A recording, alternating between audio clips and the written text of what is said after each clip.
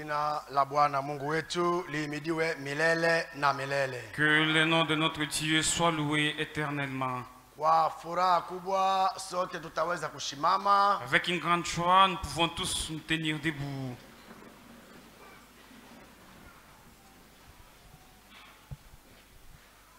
Wakati tunaanza ibada yetu ya asubuhi ya leo, Quand nous commençons notre culte de ce matin, tunabadilisha kichwa ya somo tuliyokuwa nayo juma mzima. nous venons de changer le thème qu'on a eu toute la semaine. Kichwa ya somo ya asubuhi ya leo Notre thème de ce matin, inasema bâtir selon le modèle. sema kujenga sawasawa na mfano. Tunakamata kitabu ya Waebrania. Nous lirons dans le livre de Hébreux. Waebrania kipindi yake ya 8. Hébreux chapitre 8. Naanja na shairi yake ya 4 mpaka shairi yake ya 5. Je commence au verset 4 jusqu'au verset 5. Nitaongoza usomi mjina tukufu la Bwana wetu ni Yesu Kristo. Je lis au nom de notre Seigneur Sauveur Jésus-Christ. Kama angekuwa katika dunia, Si il était sur la terre, asingekuwa kuhani.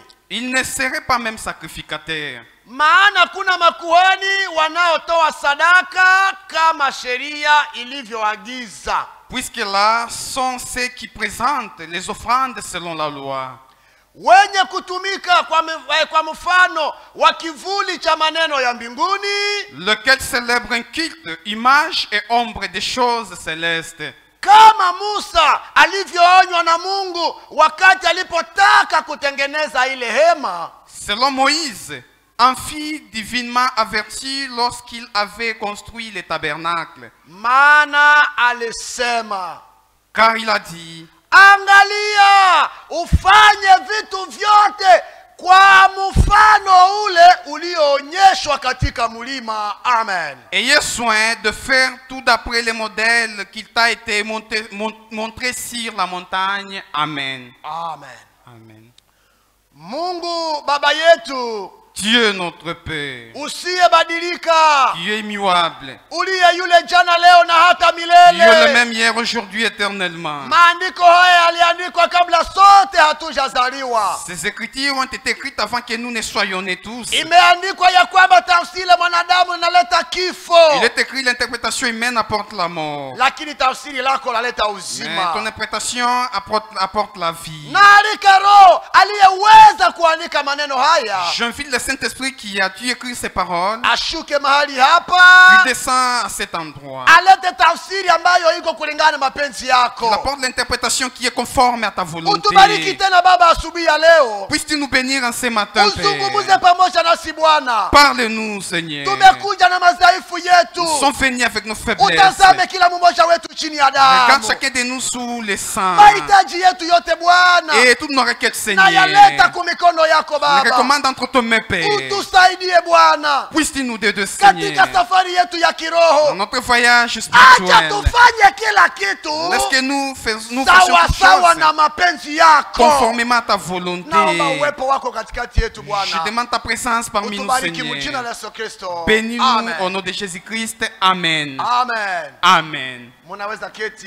Vous pouvez vous rasseoir. na Bwana Et awabariki. que le Seigneur vous bénisse. Na Bwana awabariki. Que le Seigneur vous bénisse. Mungu wetu ni mkubwa Notre Dieu est ambaye grand. kamwe hawezi kutuachilia. Lui qui ne peut jamais nous délaisser. Alisema leteni masumbuko yenu yote kwangu. Il a dit d'apporter tous nos soucis auprès de lui. Akasema nami Et nitawapumzisha. dit, et moi je vous soulagerai. Ile ni ahadi ya Bwana. Cela est la promesse de l'Éternel. Usikuye mbele ya Ne Bwana venez pas auprès de na l'Éternel uache mizigo yako et kule. laissez tes fardeaux dehors. Alisema ukuye Il a nayo.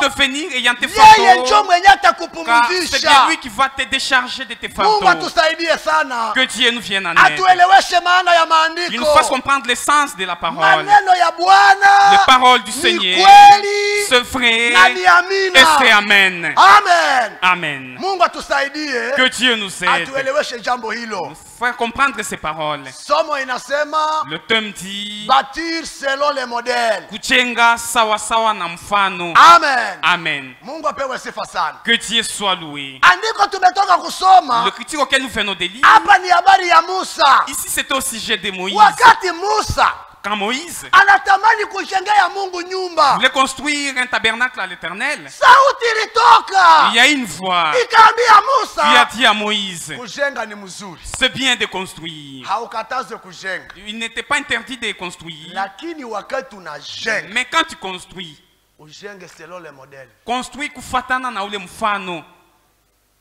Hapana kujenga sawasawa na mawazo yako. Ne construis pas conformément à tes pensées. Hapana kujenga jinsi wewe Ne unataka. construis pas selon ton vouloir à toi. Hapana, Non. kuko Il y a modeli. un modèle. Wakati Musa alikuwa juu ya Quand mlima, Moïse était sur la montagne, Mungu alimuonyesha Dieu lui modeli. avait révélé le modèle. Sasa wakati Musa anaanza Et kujenga, quand Moïse avait commencé à construire, Seigneur akasema attention, le Seigneur a dit, Fanyangalisho, attention. faites attention. Haiko tu kujenga ama Ce tujenge. n'est pas construire va que vaille. Haiko kutia brike juu ya Ce ingine n'est ndio pas jengo. superposer les briques et ça la construction. Jengo La construction, ni modeli. c'est le modèle. Munisikie bien. Écoutez-moi correctement. Juu leo kila mtu iko na sema iko na jenga. Parce qu'aujourd'hui, tout le monde dit qu'il est en train de construire. Wengine naye asema na mimi niko na Une jenga. personne qui dit j'ai construit aussi. Hatukatale. Nous ne refusons pas. Lakini kujenga Mais construire, kuko modeli il y a déjà un yenye modèle tuko tunafuata. que nous suivons. Akuwe mhubiri wa kubatoneriste. Qu'il soit un prédicateur des tonneristes, Akuwe reverend wa kusebeka. qu'il soit révérend du Sebeka, Akuwe ni padiri. qu'il soit un prêtre. Hatukatale bako banajenga nabo. Nous ne refusons pas, ils construisent aussi. Mais kuko modeli Il y a un modèle yenye naomba sia wote que tuangalie. nous tous nous devons regarder. Tukienda pembeni ya ile Et si modeli. nous allons outre de ces modèles, Oh, Mungu atusaidie. que Dieu nous aide. Bandande banasemaka Pendant de dire, uteremuyinde nzira enyaremuyinde. Manake njo kusema il veut dire, mwenye amepotea mwa hii njia, celui qui est perdu de cette voie, manake iko mwingine njia. donc il est dans une autre voie. Kama hauko mwa hii njia, Si tu n'es pas dans cette voie, manake uko mwingine. donc tu es dans une autre voie. Kama haujenge sawasawa na modeli yenye Si tu ne tunataka construis ona pas hapa, conformément au modèle que nous voulons voir ici, manake na huko na ingine modeli. donc là tu as un propre modèle à toi. Mungu atusaidie sana. Que Dieu nous aide. Mungu atusaidie. Que Dieu nous aide. Atueleweshe zaidi. Nous fasse comprendre de plus. Aba bamama banabiyua mzuri. Les mamans ici, ils les connaissent correctement. Wakati anatosha nguo yake msoko, Quand elle vient d'acheter ce morceau de tissu au marché, kusudi aipelekee tayari mwenye pour la ataishona, porter à un tailleur qui va devoir les coudre, hein, inaombaka kwanza atafute modeli elle doit d'abord se chercher un modèle yenye atashonishe yako. auquel elle doit faire coudre son tissu. Anakuya na nguo yake Le venir avec son vêtement mpaka kwenye tayere iko, auprès d'un tailleur. anaambia tayere, Et dire au tailleur, hii nguo mimi naikuletea uishone t'apportes un morceau de tissu pour que tu les fasses coudre. Hein. na modeli yenye utashone yako Et le modèle auquel tu dois faire, njoo hii. voici le modèle. Si unaona hapa, N'est-ce pas, tu vois ici. si unaona na hapa, Tu vois aussi de l'autre Si côté. unaona na- N'est-ce pas, tu vois de l'autre côté aussi. hii modeli utaiweza? Est-ce que tu sauras faire ces modèles? Batayere ya leo Les tailleurs d'aujourd'hui, venye habakatalaki na chenye qui habayua ne refusent pas même les choses qu'ils ne leo connaissent wabatu pas. tu naye anaitika tu, Lui aussi, il accepte Ah, hii seulement. modèle mimi naijua Ah, ces hii. modèles, je les connais. kumbe iko nataka njo Quelque kujifunzia part, ku modeli il yako. veut maintenant s'instruire au travers de ton modèle. Munapatana kubei, Vous êtes accordé même le prix. unamwachia Tu nguo, viens de lui laisser ton habit. anakuambia utakuya etwala Et kesho. te dit tu viendras le prendre demain. Kesho unafika, Demain, une fois te présenté, kumbe tu wakati ulitoka quelque part quand tu es sorti, akasema sasa hii modele il s'est dit maintenant c'est modèle. mbona inakuwa ngufu. N'est-ce pas, me semble maintenant difficile. Bon, nitabrikole tu Je vais juste bricoler. hii nara nisiipoteze, Pour ne pas perdre cet argent, nitabrikole tu. je vais juste bricoler. Anaongeza hako vingine vyenye haiko Et il kwenye ajoute modele. les choses qui ne sont pas dans ce modèle. Kisha wakati unakuya wewe mwenye Et nguo, une fois, toi, le propriétaire de l'habit, te présenté, hodi hodi, toc toc, anasema karibu. il dit ah, approche. Umefika. Et tu es, soyez le bienvenu. Bon, nishamaliza, J'ai déjà terminé. J'ai nishamaliza. déjà terminé. Bon, vraiment, Vraiment, sasa ulitoka tu hapa, quand tu étais sorti d'ici, nikaangalia haka kamodeli tu kenye regardais nimeleta. les modèles que tu avais portés. Bon, kulikuwa vingine vyenye Il y avait nilimodifie. des choses que j'ai modifiées. Ulimodifie. Tu as modifié. Ulifanya nini? Qu'est-ce que tu as fait? Ile frasa mbona niko saa N'est-ce haikamati pas? vizuri. C'est comme si le français là n'est pas à sa place. Ulifanya nini? Qu'as-tu fait? Nilimodifie. J'ai modifié. Et C'est vrai. kweli. Tuone kwanza. Voyons d'abord. Sana kuletea modeli. Et une fois te donné maintenant les modèles, Inakuwa ni ingine. et ça devient maintenant un autre modèle. Wewe mwenye nguo Toi, le unashangala, d'habit, tu commences maintenant à s'étonner. unamuuliza. Tu le demandes. Sikukuuliza kama utaweza Et modele n'est-ce pas, yangu. je t'avais demandé est-ce que tu sauras Ndio mon modèle. uliniambia. Oui, tu m'avais Mimi posé cette niliona hii ni question. ya Mais moi, j'ai bien. vu que ce modèle est Hii ni bien. ya bien kuweye Ce modèle est tayari. bien à toi taillé. Lakini mie mwenye Mais nguo moi, le propriétaire, nilikuletea modele je t'ai yangu apporté mon mie. modèle à moi. Hii nguo L'habit que tu m'as donné, uibakiane. tu restes avec. Rudisha njoo franga Remets zangu. mon argent.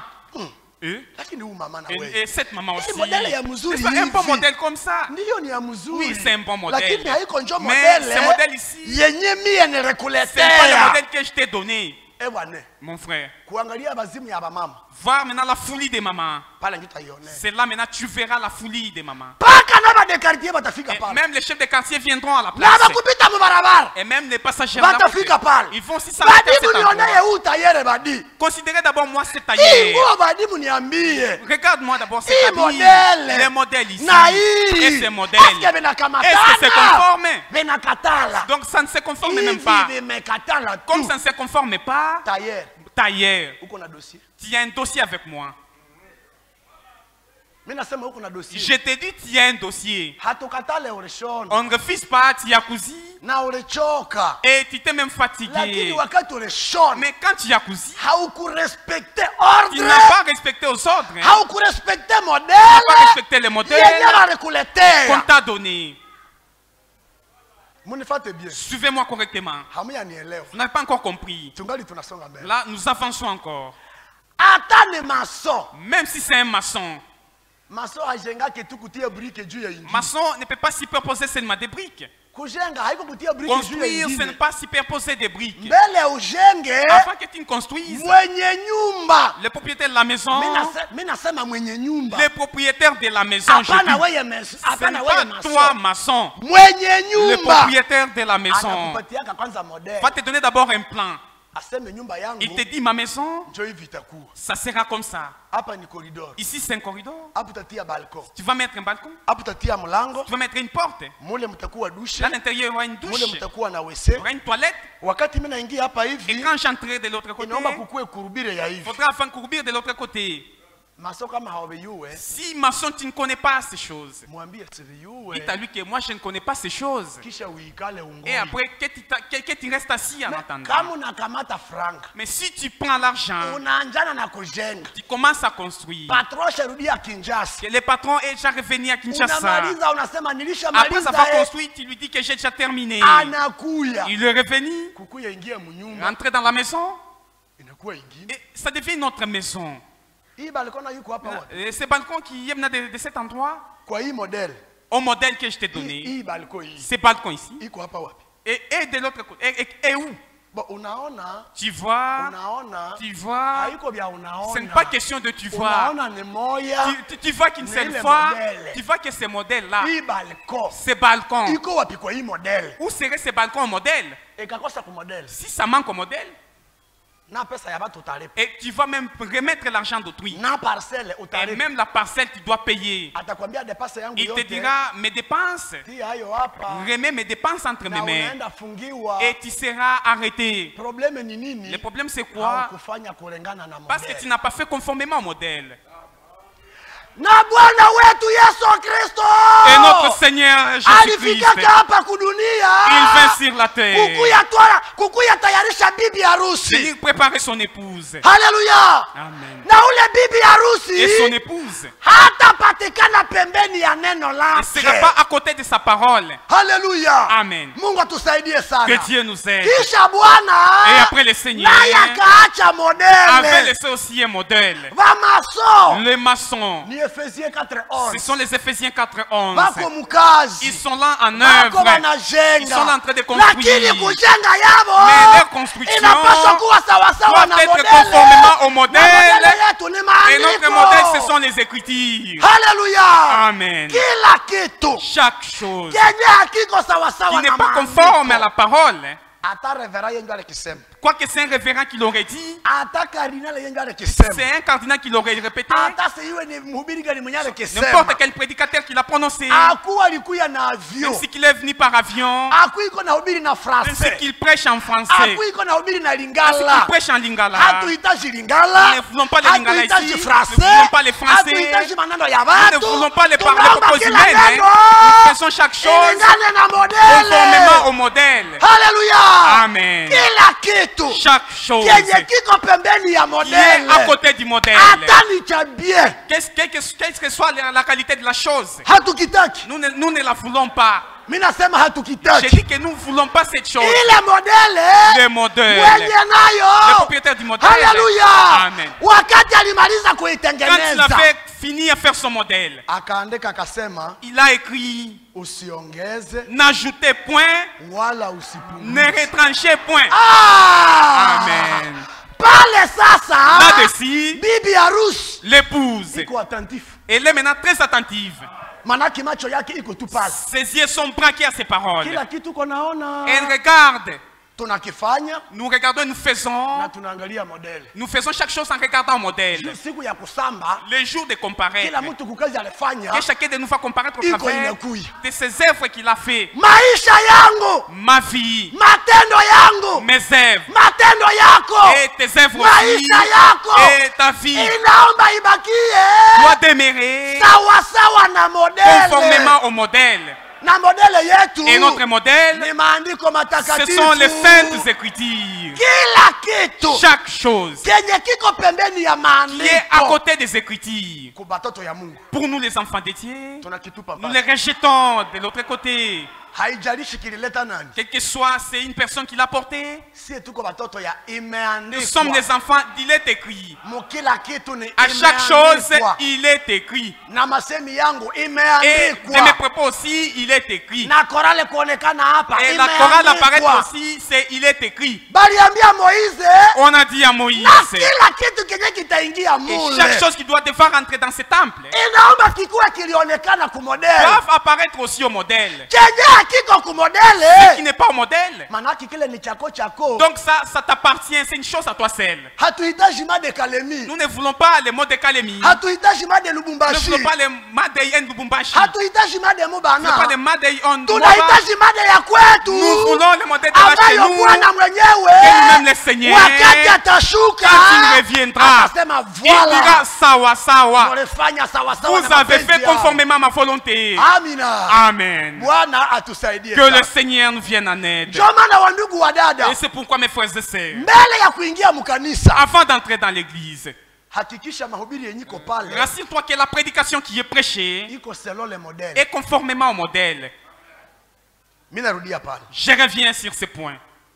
kusema ujiadere mkanisa, Pour t'adhérer dans une église, neno ni moya tu. il n'y a qu'une seule parole. Usiingie pale juu shangazi yako iko, Ne t'adhère pas dans cette église parce que ta tante est là. usiingie pale juu ni kanisa ya papa, N'entre pas dans cette église parce que c'est l'église de ton père. usiingie pale juu kiongozi ni muyomba. Parce que le conducteur est ton oncle. Hakikisha ya kwamba Rassure-toi que maneno yenye inahubiriwa pale les paroles qui sont prêchées dans ni cette maneno église, ya ce Mungu. sont les paroles de Dieu. Juu wenye batanyakuliwa Ceux qui seront ni enlevés, wenye banafanya kila ce sont eux qui kitu ont fait chaque chose sawasawa na maneno conformément à la ya parole de Mungu. Dieu. Haleluya. Amen. Hapana sawasawa na mawazo Pas yao. conformément à leurs pensées. Frère Frank anaenda mbali Le frère Franck anasema va plus loin en disant, tunapasha kuabandone les anciens nous devons abandonner bien sa manie. venye balishaacha Nous parole. devons abandonner les anciens, ceux qui ont laissé la parole. Wazee venye balishaacha Les neno. anciens qui ont abandonné la parole. Ni wakati ya kuachana C'est le nao. temps de se débarrasser d'eux. Leo tuko mwakati Aujourd'hui, nous sommes dans ya un temps kusikia neno que inasema nous devons nini. écouter ce que dit la parole. Chenye neno inasema Ce que la parole dit, hata ni kigumu. même si elle est dit, Amini hayo. nous devons croire à ça. Amini hayo. Croire cette parole. Bamitume balisema Les apôtres ont dit, Bwana Seigneur, utuongezee imani. augmente-nous la foi. Mungu atusaidie sana. Que Dieu nous vienne en aide. Hapa mjeremi Ici maintenant en Jérémie, Isaya kipindi yake ya 6, c'est dans Isaïe chapitre 6. Isaya 6 mstari wake wa 16. Isaïe chapitre 6, verset Verset 16. Verset 16. Andiko ya butamu sana. C'est une bonne écriture. Nisema ya Jeremie. Jérémie, oui. Jérémie. Yeremia. Kipindi yake ya 6. Jérémie chapitre 6, mstari wake wa 17. à son 17e verset. Bwana anasema hivi: simameni katika njia kubwa, muone na muulize habari ya mapito ya zamani. Ainsi parle l'Éternel. Placez-vous sur le chemin. Regardez et demandez quels sont les anciens sentiers. Amen. Ni wapi njia iliyo njema? Quelle est la voie qui est bonne?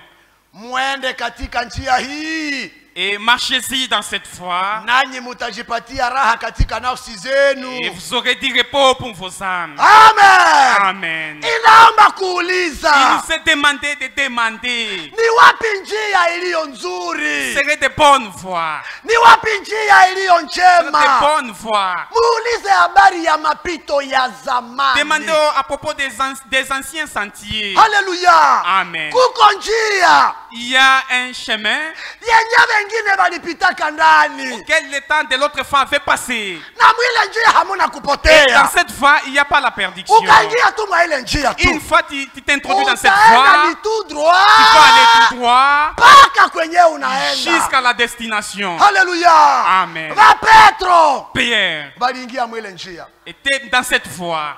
va Yakobo Jacob waliingia mwile njia, était dans cette voie. va Marata Et même Marthe waliingia mwile avait njia. emprunté cette voie. Unataka kufika kwenye va Petro wako? Tu veux aussi arriver où se trouvent les pierres. Kama unataka, Si tu veux, njia ni moja. il n'y a qu'une seule voie. Vinasikilikana? Est-ce que vous avez entendu? Vinasikilikana? Vous avez entendu? Njia ni moja, Il n'y a qu'une seule voie. hakuna njia Il mbili. n'y a pas de voie. Ile Et njia cette voie, va Petro walipita les ndani. pierres avaient marché. Haleluya. Amen. Et Ile dans njia cette voie, iko sawa vile gari. est comme un véhicule. Ile gari ilikuyaka Et ce véhicule est venu et ikafika siku ya Pentekote, est arrivé jour du Pentecôte. va Petro bakaingia Et les ndani, pierres s'est va introduit Yakobo dans ce véhicule. bakaingia ndani, Et Jacob était au bord va de ce Marata véhicule. bakaingia Et même ndani. les Marthe étaient au bord de ce Ile gari véhicule. ilianja Et ce safari véhicule avait commencé une marche. mpaka ikawafikisha. Jusqu'à tel point, ce véhicule-là les a fait arriver au ciel. Sasa ile gari Et ce même véhicule ilishakuya tena, est encore revenu iko Mukalemi, et est ici à Kalemi. iko Mukalemi. Est ici à Kalemi. Sasa shida, Et maintenant, la gari difficulté, zilishakuwa mingi, les véhicules sont maintenant nombreux. gari zilishakuwa Il mingi, y a maintenant beaucoup de lakini véhicules. gari ya kwenda mbinguni Mais les véhicules qui vont vers le haiko gari ciel, za ils mingi. ne sont pas nombreux. Gari ya kwenda Le mbinguni véhicule vers le ni ciel, gari moya il n'y a qu'un tu. seul véhicule. Haleluya. Amen. Na ile gari Et ce véhicule, ni neno la c'est la Mungu. parole de Dieu. Haleluya. Amen. Kama ulishapata Une neema fois tu as déjà eu grâce ya kuvumbula ile gari, de connaître ce véhicule, utafika. tu vas arriver. Mimi nasema utafika. Je te dis, tu vas arriver. Mimi nasema utafika. Je te dis, tu vas arriver. Vigari vingine viko. Mais il y a d'autres véhicules. Unaweza kipanda amo, Tu peux t'y introduire là-bas. hakitakufikisha. Ça ne pourra pas te faire arriver. Na chauffeur ye Et mwenyewe même le chauffeur lui-même, hana ta permis. il n'a pas même un permis de conduire. Na chauffeur ye mwenyewe Lui-même le chauffeur, hana ta document moya. il n'a aucun document. Sasa ni jitu ko Mukongo. C'est parce que nous sommes ici au Mais Congo. là au Rwanda, Lakini kule ku Rwanda, roulage na kukamata tu. une fois tu es surpris par un roulage, Anakuambia leta il permis. te dit, donne-moi ton permis. Unaona. Tu vois. Unataka kusema mfuko. Tu veux mettre ta main dans ta poche pour les corrompre. Hautamweza. Là, tu ne pourras pas les corrompre. Hautamweza. Tu ne sauras pas. Utaanza mwambia no. Tu pourras le dire, Apana. Hii gari ni ya colonel. Ce véhicule appartient à un colonel Hii gari ni ya militaire. majoro. Ce véhicule appartient à un major de Mu militaire. Rwanda hakuna vya majoro. Là, au Rwanda, pas question de major. Hakuna na ya colonel. Pas question même d'un véhicule de Mimi colonel. nakuomba Ce que je te demande, ni document za gari. ce sont les documents de ce véhicule. Kama hauna hazo, Si tu n'as pas ces documents, tia gari pembeni. parque ton véhicule à côté. Papo hapo. Là même, Polisi inakuja kutwala la police viendra te prendre na ukutia mkasho. et te mettre au cachot. Eba, ba passager banabakia pale. Les passagers vont rester là-bas. Problème njoo nini? Et Qu'est-ce que c'est le problème? Uliingia mugari bila kuanja uliza chauffeur. Est-ce que tu es entré dans un véhicule sans toutefois poser la question au chauffeur? Kama iko na permis, S'il a un permis, permis njoo nasemaka cha mwisho. c'est le permis qui a aussi un dernier mot. Oh, ule ni pasteur yangu. Oh non, c'est mon Ule ni pasteur. yangu. Oh non, Est-ce c'est que- mon pasteur. Est-ce que pasteur yako iko na Est-ce permis? que ton pasteur a un permis? Est-ce que iko na permis Est-ce que ton kwanza? pasteur a un permis d'ailleurs? Na ile gari yenyewe unapanda amo. Le véhicule auquel tu t'es introduit, Inaeleza kwanza est-ce vibali yake. qu'il remplit tous ces documents? Wewe tu unapanda tu tupande. Si a monté seulement va que vaille. Leo tuko wakati mgumu sana. Aujourd'hui, nous sommes dans un temps difficile. Wakati unakuja na shakoshi yako. Quand tu viens avec ton bagage, Wale babombere. et même les débardeurs, Wanakuambia kuya hapa. peuvent te dire, viens de mon véhicule. Wanakugombania. Et ils peuvent te prendre. Usipane shakoshi. Ne donnez pas ton sac. Mimi nasema usipane Je shakoshi. te dis, ne donnez pas ton sac. Ambia ule bombere. Dites à Hata kama aliita nasema ces débardeurs, presse kalemi, même presse. si tu as dit, tu n'es pas Kouaraka Kalemi. Tu n'es pas Kouaraka Kalemi. Haiko problème ya presse Ce n'est kalemi. pas question d'aller plus vite. Mwambie ile gari yenyewe nataka iko wapi. Dis d'abord, montre-moi le véhicule que tu dis. Na utapana tu shakoshi tu hivi tu. Tu ne peux pas donner ton bagage Haujui Fakefaye. kama nakupeleka Tu wapi. ne connais pas où il peut te conduire. Na unamwachia yote. Et tu lui laisses ton sac. Kisha unakia shituka. Et après tu seras surpris. Anakuikalisha tu mchigari moya Et il te hivi. fait asseoir dans un véhicule. Munaingia munaikala Vous pale êtes mko mnangoya. assis, vous attendez les voyages. Kumbe ni kigari kieke nakufa. C'est un véhicule qui est déjà mort, qui est déjà abîmé. Kumbe ni kigari kieke nakufa. C'est un véhicule qui est déjà abîmé. Mbele upane shakoshi. Avant que tu ne donnes tes bagages, Mwambie nionyeshe dis chauffeur. au convoyeur, montre-moi le chauffeur. Uliza ule chauffeur. Demande au chauffeur, Est-ce que uko na permis? est-ce que tu as ton permis? Hata kama naitika ndio. Même s'il accepte oui, Mwambie nionyeshe hayo. dites à lui, montre-le-moi. Akuonyesha hayo. Qu'il te montre. Angalia kama data yake. Tu regardes, est-ce que ce permis n'est pas encore périmé? Ndio. C'est vrai. Inaenea. Oui, ce permis est conforme. Leta vignette. Apporte-moi ton vignette. Wewe peke kwanza uanje kuwa roulage. Que tu sois toi-même d'abord un roulage. Ukisha bimaliza vyote. Après avoir fini à faire des contrôles, Angalia gari. regarde aussi l'état du véhicule. Est-ce que hizi pine? Est-ce que les pneus de ce Hii pine véhicule, na zeheka hii. ce pneu qui est déjà vieux, Asikuelezea vya qui mingi. ne te parle pas trop de choses. Ukaangalia pine na Une fois zeheka. regardé, tu vois que l'état du Achana pneu n'est pas nayo. bon. Débarrasse-toi de ce Mwambie véhicule. hapana. Dites à lui non. Sitapanda hii Je gari. ne monte pas dans ce véhicule. Pesa ni yako. C'est ton argent. Frère bien-aimé. Mundugu yangu mpendwa. Nafsi ni yako. Ton âme t'appartient Na toi seul. nafsi inanunuliwa bei Et kali. l'âme est très précieuse. Mwenye aliinunuaka. Tu l'avais racheté, Alimwangaka damu.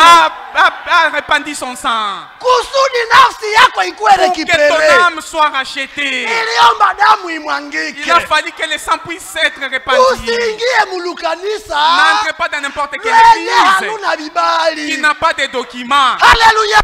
Amen. Hata ulishakabatiziwa Même si mwalo. tu étais déjà baptisé dans cette église. Kama haluna vibali. Mais si cette église n'a pas de Na documents ubatizo yako. et ton baptême, Kama haipatikane mu si modele. cela ne se retrouve pas dans les modèles, Kama haipatikane mu si ton maandiko. baptême ne se retrouve pas dans les Njoo wakati écritures, yako saa hii. voici ton temps maintenant. Umepata neema. S'il y a eu grâce, Gari imekuya. le véhicule est venu. Ingia mwayo.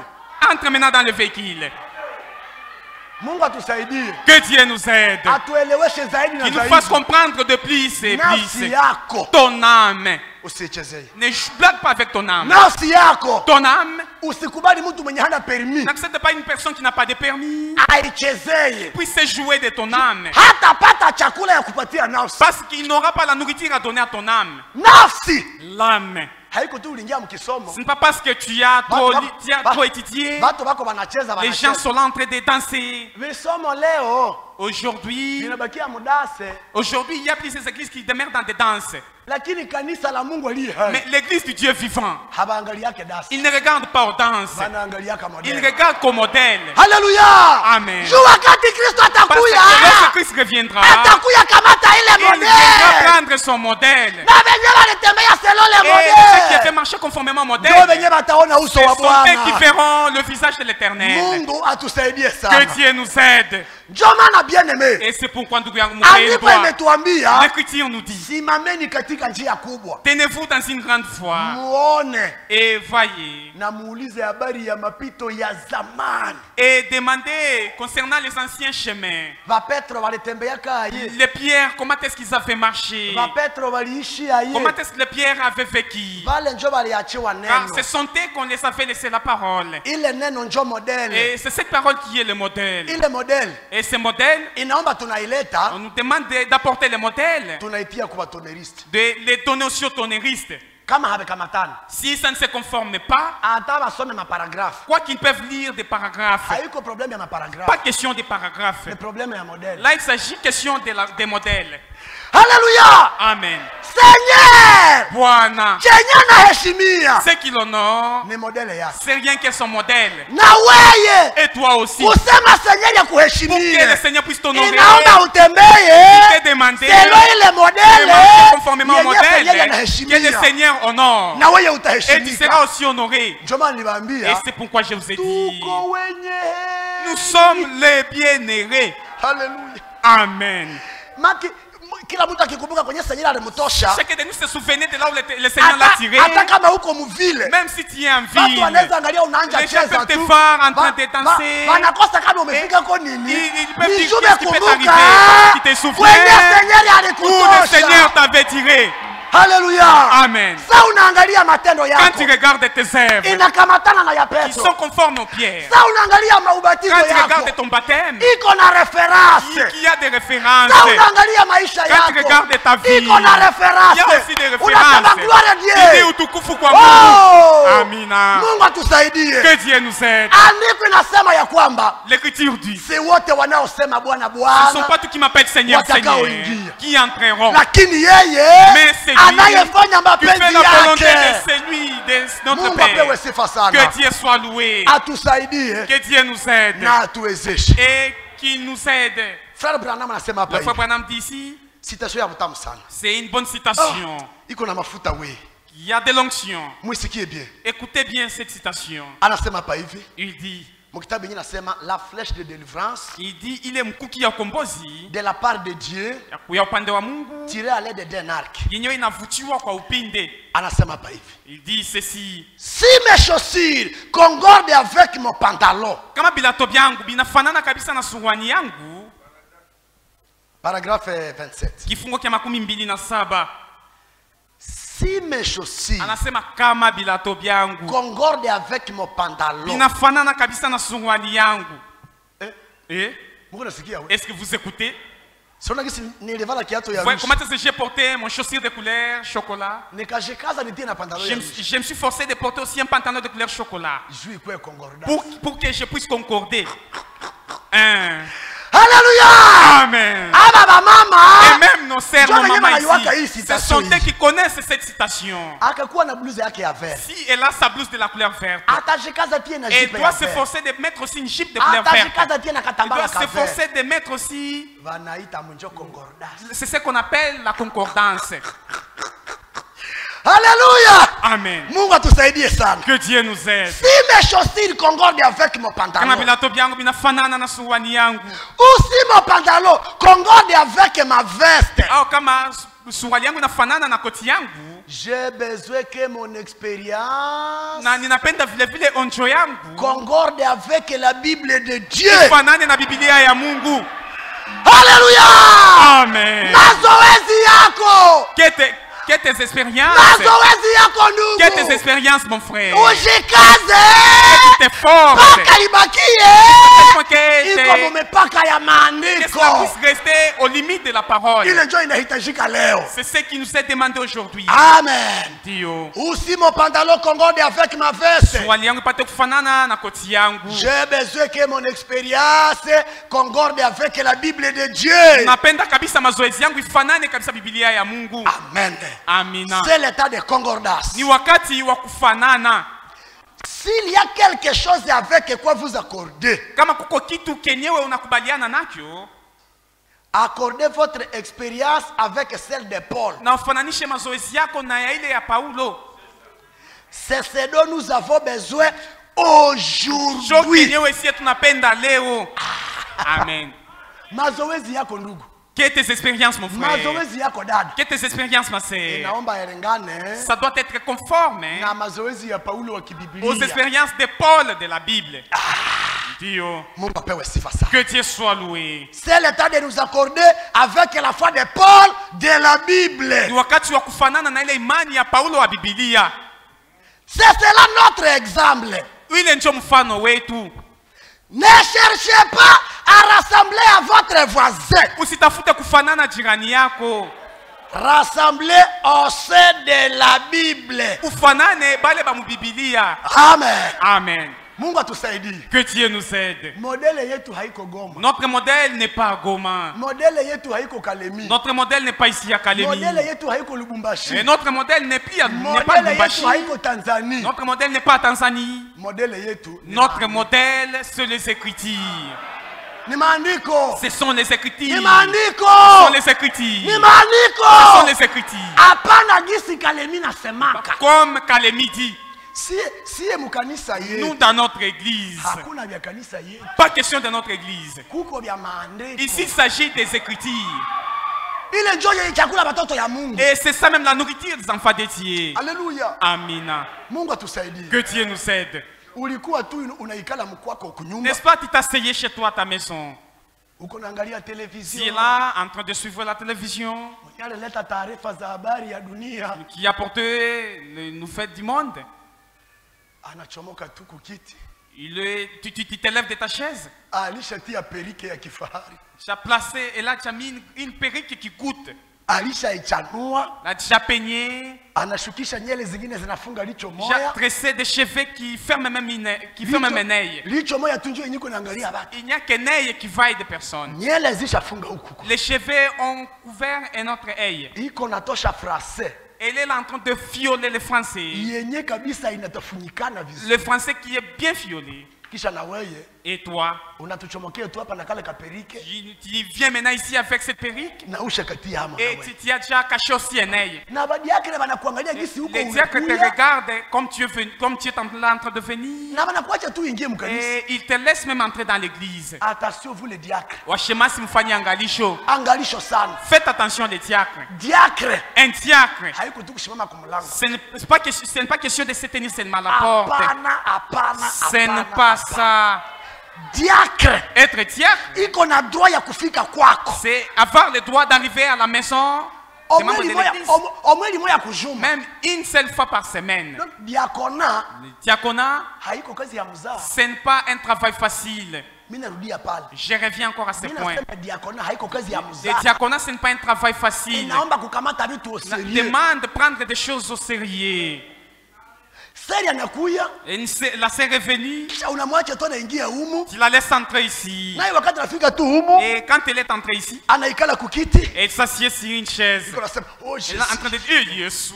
Ile kusema oh Jésus, isikuogopeshe diacre. Qu'elle ne te terrifie pas parce qu'elle dit, oh Jésus. Ne sois Kama pas terrifié, aliingia diacre. hauko, hata kama anasema oh Seigneur. Même si elle entre en disant, Bwana. Mais ça unaangalia Et modèle. une fois regardé le modèle qu'elle a, elle a fermé un œil. Unasema simama kwanza kidogo. Tu vas dire d'abord, sœur, tiens-toi d'abord debout. Hivi binyuko nafanya. Les choses que tu fais ici, Hivi haiko habi hivi. ce ne sont pas des choses qui sont conformes. Hivi haiko habi Ce hivi. ne sont pas des choses conformes. Au bien au moins akuwa alibatiziwa jana. Peut-être qu'elle a été baptisée hier. Uko na mwaka mzima mujuma. Tu as déjà une année dans le message. Unataka tena bakufundisha jinsi ya kuvaa. Tu veux qu'on t'enseigne encore comment t'habiller? Oh. Hapana. Uende ku pédagogie. Va à la pédagogie. Enda ku pédagogie. Va à la pédagogie. Batakuambia mtu anavalaka namna On gani. va t'apprendre comment t'habiller. Frère bien-aimé. Mon frère bien-aimé. Modèle yetu. Notre modèle. Ni maandiko. C'est les Écritures. Kila kitu. Chaque chose. Inaomba kikuwe sawa sawa na Nous devons le faire maandiko. conformément aux Écritures. Bwana tusaidie sana. Que le Seigneur nous vienne en aide. Si vous êtes S, Kama kwa mtakatifu, agissez comme S. utende sawa vile mtakatifu. Marchez comme S. Tembea kama vile mtakatifu. Habillez-vous comme S. Uvale kama vile mtakatifu. Parlez comme S. Useme kama vile mtakatifu. Priez comme S. Uombe kama vile mtakatifu. Croyez comme S. Uamini kama vile mtakatifu. Habillez-vous comme S. Uvale sawa vile mtakatifu. Soyez comme S. Uwe sawa vile mtakatifu. Vivez comme S. Uishi sawa vile mtakatifu. Mourez comme Na S. ukufwe sawa vile mtakatifu. Et allez au ciel Na wende comme kumbingu sawa vile S. mtakatifu. Alléluia. Amen. Batakatifu. Le saint Banapasha fanya sawa doit batakatifu. faire conformément aux chrétiens. Alléluia. Amen. Benye balitutangulia Ceux qui muimani. sont dévancés dans la foi, Ni ba Petro. ce sont les pierres. Benye balitutangulia Ceux muimani. qui sont dévancés dans Ni la ba foi, Mariamu. ce sont les Mariam. Na sie ba leo. Et nous d'aujourd'hui, Tufanane vale. que nous soyons semblables aux les gens d'autrefois. Amen. Amen. Bien-aimé. Mpendwa. Leo mzungu iko na akili mkitu moya. Aujourd'hui, les Blancs ont toujours eu une intelligence sur une chose. Anatumia bamama bikwembe bitatu. Elle envoie aux mamans 3 pagnes. Anayua ke biwili. Elle sait qu'avec des pagnes, elles vont se couvrir. Kimoya et une pagne. Kitoke mulibaya. Et elle doit se coudre une blouse. Mais Laodicée, Laodicée d'aujourd'hui. Mama anatosha kikwembe musoko. La maman vient de faire sortir son pagne au marché. Kimoya anatosha libaya. Prend une pagne pour se faire coudre une camisole. Chengine anakevala. L'autre, elle va se vêtir. Olia kamata chengine achivale nacho. Elle se vêtir une autre pagne. Sasa anachikamata. Là maintenant elle prend. Anachigunja. Elle va maintenant le plier. C'est comme si elle veut le mettre dans son sac. Elle va plier ça. Et une fois c'est bien tendu, elle met maintenant sur son épaule. Et c'est une serre. Et elle marche. Et il y a son pagne sur son épaule. Et le pagne qu'elle a porté, une fois il y a maintenant le vent qui souffle, va maintenant faire balloter. Et elle fait aussi remettre de l'autre côté. Elle va le fait balloter de l'autre côté. Et elle remet aussi de l'autre côté. Regarde, n'est-ce pas, Dieu aussi une folle, non? Dieu aussi une folle. Que Dieu t'aide. Que Dieu t'aide. Il n'y a pas une écriture qui dit que l'épaule porte aussi un pagne. Ce sont les démons. Que Dieu t'aide. Il te vient en aide. Il est écrit. Et les femmes sortent. Oui. Par des habits qui sont convenables. Oui, frère. Dio mpendwa. Que Dieu nous aide. Que Dieu nous aide. Banduku yangu bapendwa. Les pantalons qu'on appelle kangakolan. Ce sont les pantalons de Sepak. Ce sont les pantalons de Nzambe Malamu. C'est déjà serré de son pantalon qui est devenu comme un collant. Et même quand il veut maintenant se déshabiller de son pantalon, il peut même appeler ses prochains pour l'aider à se faire déshabiller. Parce que pour se faire déshabiller ses pantalons, là maintenant, donc ça peut même se déchirer. Là, ce ne sont pas nos modèles. Ce ne sont pas les pantalons que nous devons porter. Que Dieu t'aide. Ce sont les démons de la Odyssée. Que Dieu nous aide. Tu regardes les sœurs. Celle qui a fait coudre sa blouse. Et là, ça trace maintenant au sein. Ça passe de l'autre côté. Ça vient maintenant diviser les dos en deux. De notre côté, on l'appelle. Je n'ai pas d'égal. Pour montrer aux gens qu'il n'est pas d'égal. Toi, la sœur du message, tu fais coudre une blouse qui laisse ton dos dehors. Comment as-tu commencé? Et quand tu t'habilles, maintenant tu as regardé ton dos. C'est ressemblé à qui dans la Bible? Au dos de qui dans la Bible? Tout cela ne nous appartient pas. Ce sont des choses de Nzambe Malamu. Mais ici, nous habillons aux habits qui sont convenables. Que Dieu nous aide. Ça tracer, ça diviser les seins en deux. Quand tu es là en train de faire laver les gens au salon, donc, les seins peuvent même sortir dans la blouse et tomber dans l'assiette. Et ces erreurs, ce ne sont pas tes erreurs. Et ton mari aussi participe dans tes erreurs. Oui, c'est vrai. Et ce qu'ils disent, il est bon d'être des qu'un. Parce que si l'autre est tombé, l'autre va le relever. La sœur, nos sœurs ici, nos sœurs que vous voyez, paix année iront au ciel. Nos sœurs que vous voyez, nos sœurs, elles ont des oreilles, mais ces oreilles n'entendent pas. Les sœurs que vous voyez, C'est pourquoi lis les Écritures. Aucune femme n'a déjà monté au ciel. Aucune femme. Mais pour nous les hommes, il y a déjà un prémisse pour nous. Des 3 hommes. Élie fit monter.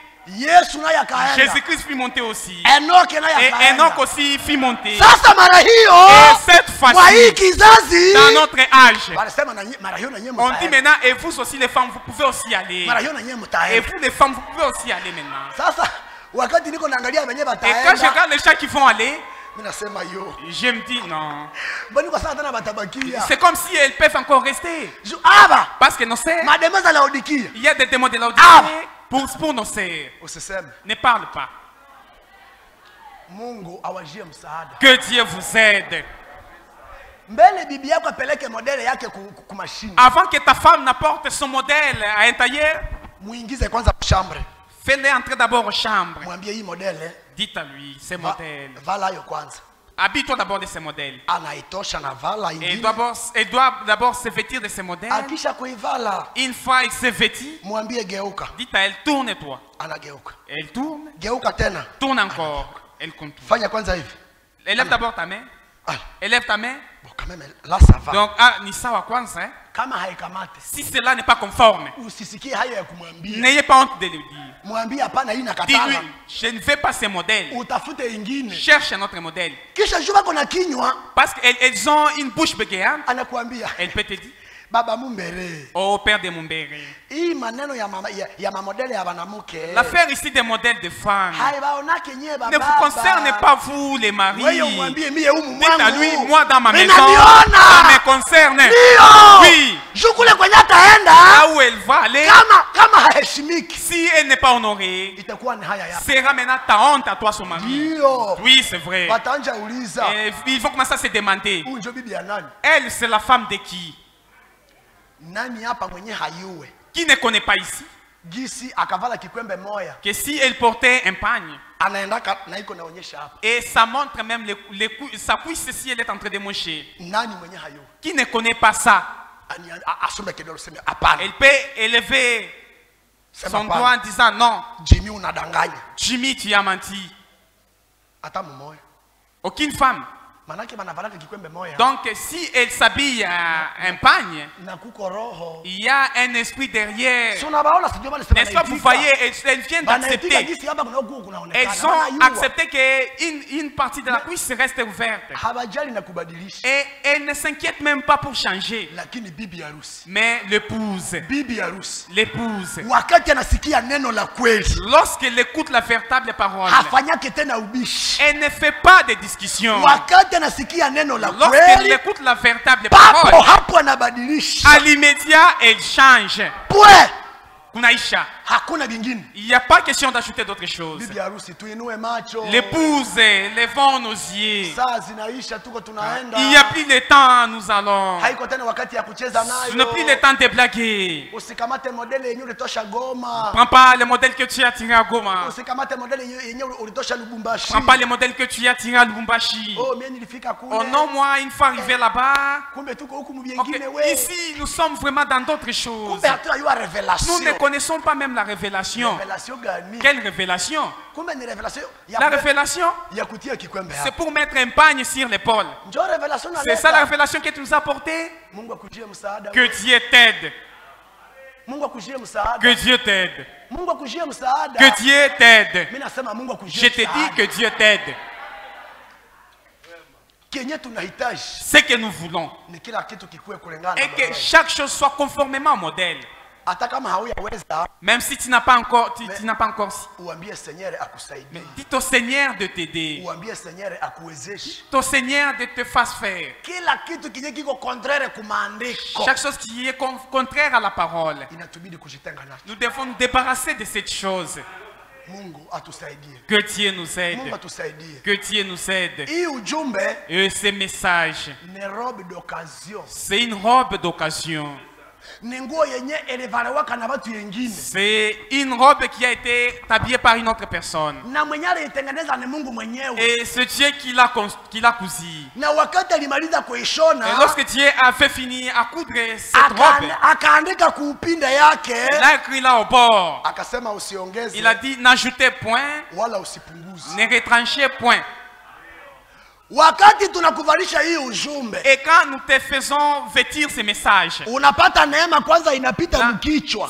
tu as une grâce qui passe par ta tête. Et là maintenant ça s'arrête sur ton cou. Dis merci à Dieu. Après,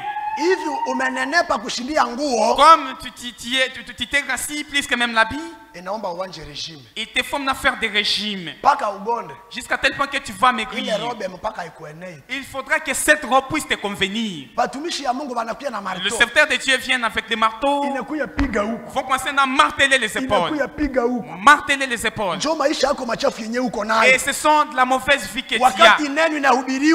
Et quand la parole est prêchée, tu vois que cette parole touche quelque chose dans ta vie.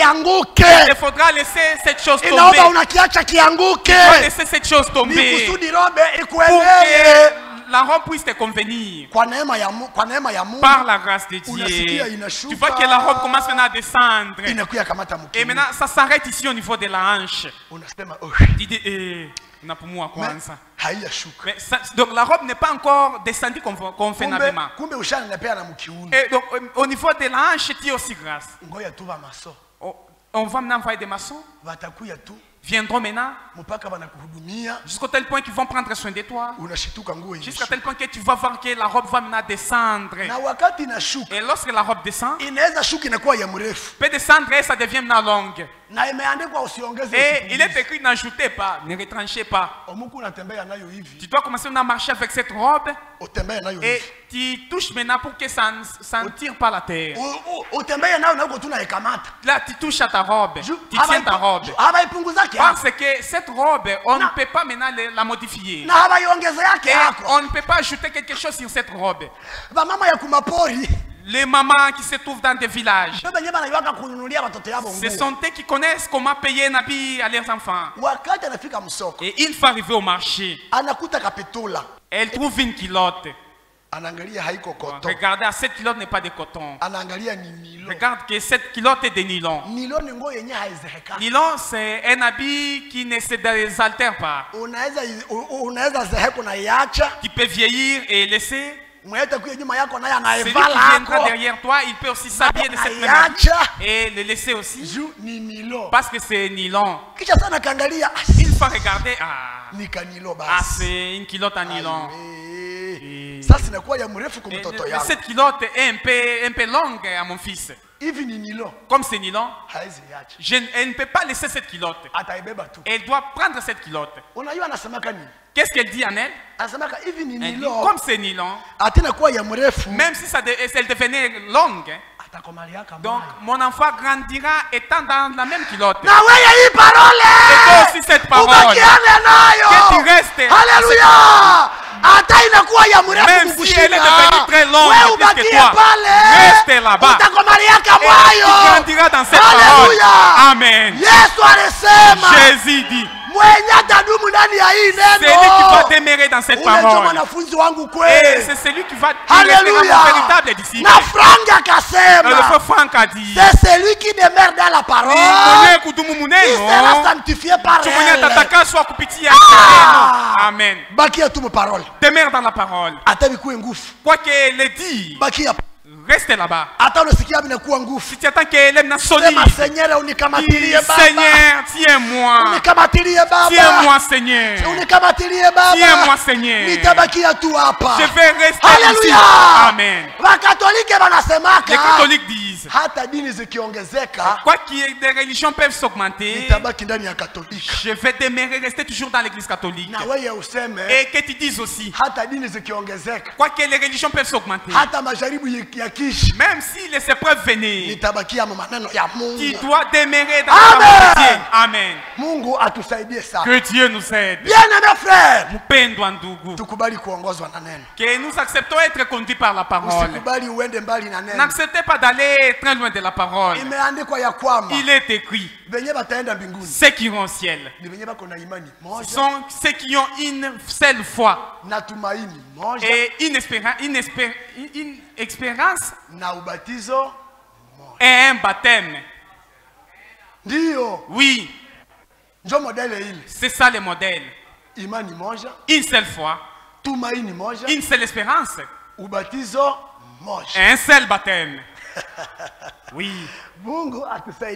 Que Dieu nous aide. Frère, mon frère, aujourd'hui, s'il y a les kidnappeurs, et il y a aussi les kidnappeurs, ceux qui kidnappent les âmes. Oui. Il y a les kidnappeurs et les kidnappeurs, ceux qui kidnappent les âmes. On peut kidnapper ton âme. Tu peux être surpris en disant comment les choses ont changé. Ton âme est déjà kidnappée. Dis-moi maintenant. Nous devons croire au Seigneur Jésus-Christ. Et même les révérends connaissent aussi ça. Que c'est ça Jésus-Christ que nous devons croire. Et lorsqu'une personne est baptisée, ils commencent très bien leur baptême. Selon le modèle. Sawa sawa na mfano. Une fois maintenant te placer là en Jordan.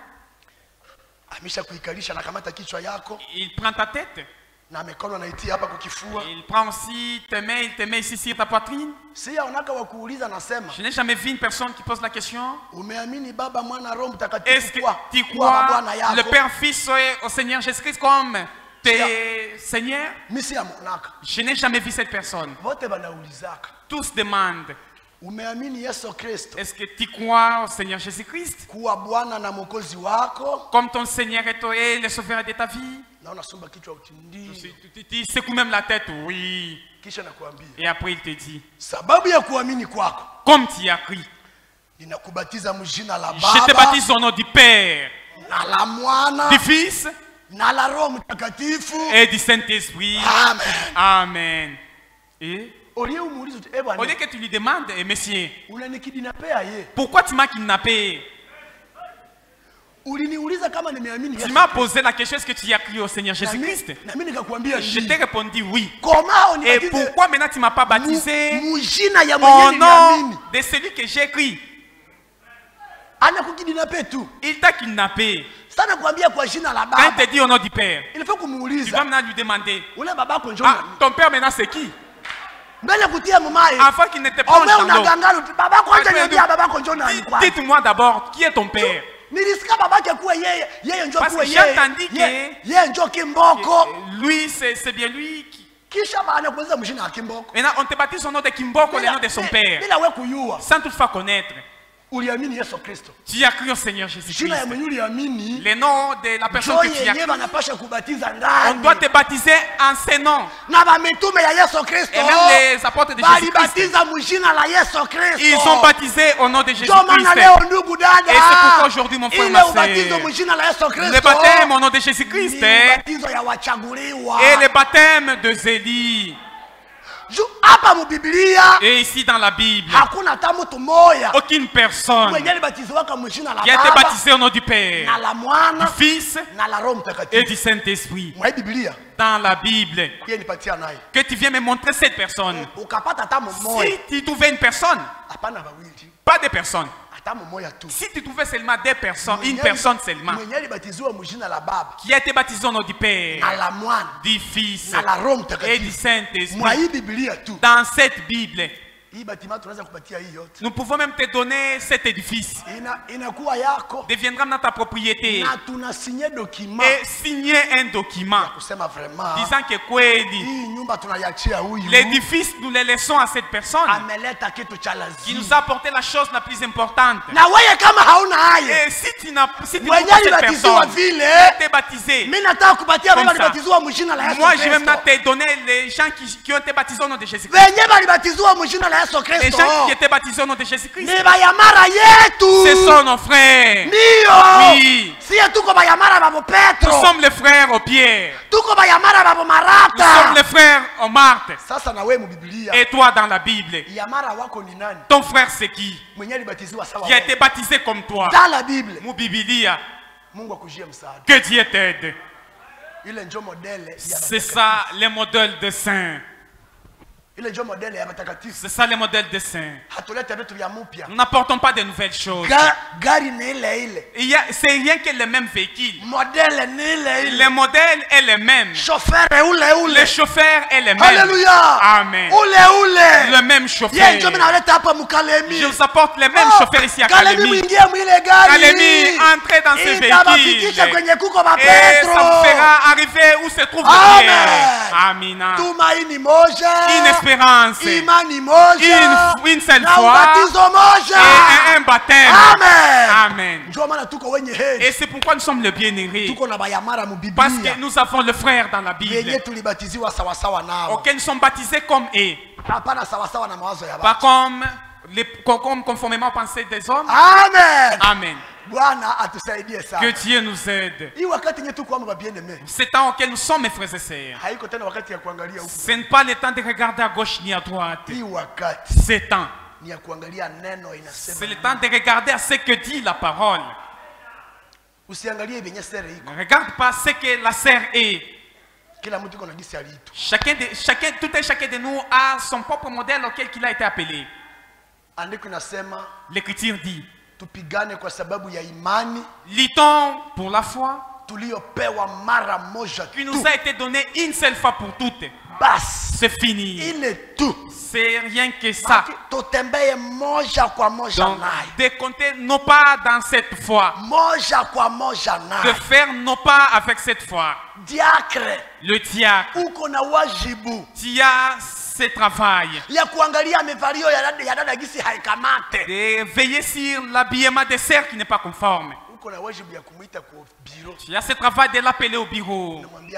Dire: ma sœur, ton habillement n'est pas conforme. Ton habillement n'est pas correct. Des jeeps, des mini-jeeps qui laissent mollet de haut.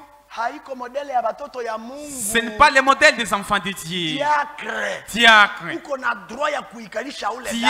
le droit d'appeler cette sœur. Oui. Dio. Quand elle vient en mini-jeep comme elle porte une culotte. Une mini-jeep qui s'arrête au genou. Toi, diacre qui est là dehors. Une fois tu vas la sœur venir de sa provenance. Peut-être toi, même toi, tu peux être maintenant emporté. Tu la laisses maintenant entrer ici pour faire quoi? Tu veux qu'elle vienne faire emporter aussi les gens qui se trouvent dans l'église. Là où dehors tu es avec elle. Tu es là par sa main. Qu'elle ne passe pas où se trouvent les gens, elle monte là au-dessus. Jusqu'au bureau du pasteur là au-dessus. Dis-toi maintenant, ton habit n'est pas correct. Après, donnez-la maintenant des robes des gens de baptême. Vaut mieux qu'elle porte la robe des gens de baptême. Et une fois sortir d'ici, elle peut même partir avec cette robe même chez elle. Elle peut partir même avec cette robe. Et non pas la laisser entrer comme elle est venue. Elle n'est pas une nouvelle sœur. Elle connaît bien l'habillement des sœurs. Et le conseil que vous venez de lui donner va lui aider. Peut-être qu'elle l'a fait, elle était ignorante. Que Dieu nous aide. Que Dieu nous aide. que nous comprenions l'essence des Écritures. Malgré ce sont les paroles bassesses, mais j'ai eu une charge au cœur que je ne peux pas être ici sans toutefois vous parler de ces choses. Car la puissance que le Seigneur veut faire descendre sur nous, que nous avions parlé hier, l'avant-hier, cela ne descendra pas en toi parce que tu es une sœur. Viendra aux gens qui ont saisi la foi, aux gens qui marchent conformément au modèle. Ce n'est pas le mvuto wa tatu. Frère Frank nous a déjà parlé, conseil de ça. Ne disons pas mvuto wa tatu. Respectons seulement les Écritures. C'est une puissance que le Seigneur va faire descendre. Il dit, il ne peut pas dire mvuto wa tatu. Il n'y a pas eu mvuto wa kwanza. Voilà mvuto wa pili. Et pour que nous sautions au mvuto wa tatu. Là, c'est un ancien langage. Que le Seigneur nous aide. Et lorsque cette force descendra, c'est pour les élus seulement. Que le Seigneur avait élu lors de son élection. Que le Seigneur nous aide. Frère bien-aimé, si tu lis les Saintes Écritures, dans le livre des Actes des Apôtres, Actes des Apôtres chapitre 2, au verset 37, la Bible dit ceci: pour ceux qui veulent aller au ciel, donc on les demande d'accomplir cette écriture. Si cette écriture n'est pas encore accomplie, et pour ceux qui seront enlevés, là tu n'es pas du nombre de ceux qui seront enlevés. Dio. Acte des Apôtres chapitre 2, verset 37. Il dit ceci: wakati waliposikia maneno haya wakachomwa katika mioyo yao, wakaambia Petro na mitume wengine, ndugu zetu, tutafanya nini? Après avoir entendu ces discours, ils eurent le cœur vivement touché, et ils dirent à Pierre et aux autres apôtres: hommes frères, que ferons-nous? Dio. Amen. Amen. Ils ont posé la question.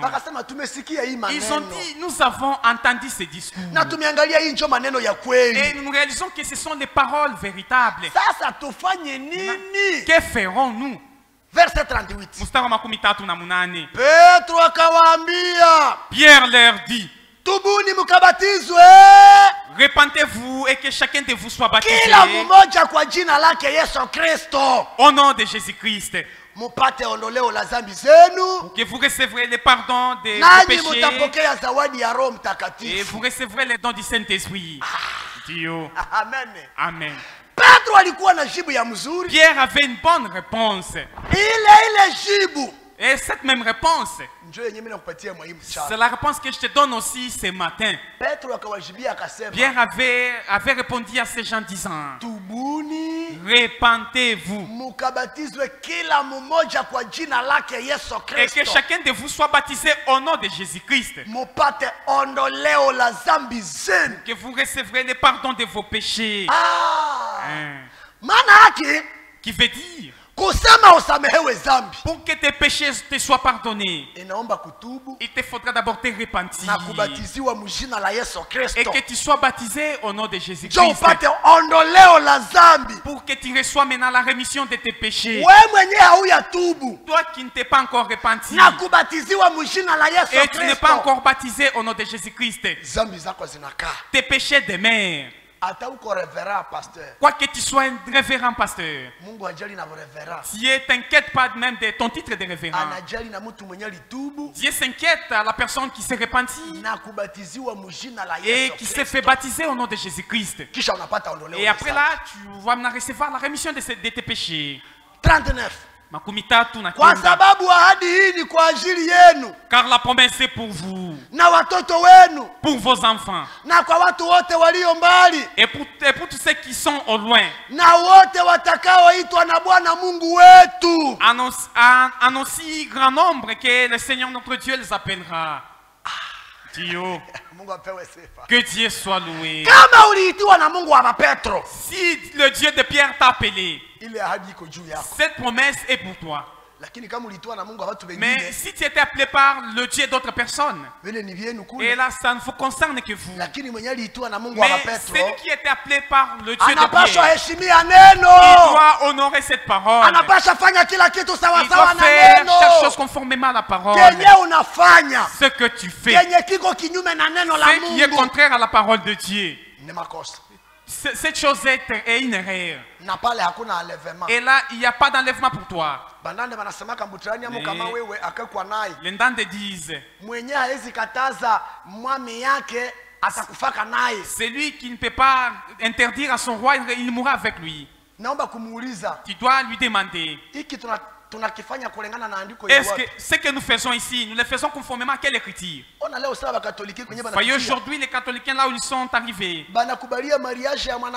ils acceptent même les mariages homosexuels, ils acceptent même les mariages lesbiennes. Et comme leurs membres, leurs laïcs sont des aveugles, ils disent amen. Lakini si et apa, chaque chose. Nous devons, tu dois nous donner une écriture qui est conforme à la Bible. Parce que la Bible est notre modèle. Si tu ne fais pas conformément à ce modèle, tribunal de Dieu sera là. Tribunal de Dieu sera là. Et c'est là maintenant les gens seront maintenant étonnés. Les pasteurs seront collés par leurs membres. Et c'est là maintenant les pasteurs seront étonnés. Lorsque ton pasteur est collé, où tu vas passer par où? Ce qu'il te disait, c'était des choses fausses. À cause de sa fausseté, il est maintenant allé dans l'enfer. Et toi aussi qui as crié à cette mensonge, tu vas suivre aussi ton pasteur qui te prêchait les mensonges. Si un aveugle conduisait un autre aveugle, tous finiront par tomber dans un fosse. Dio, nous ici, nous respectons les modèles.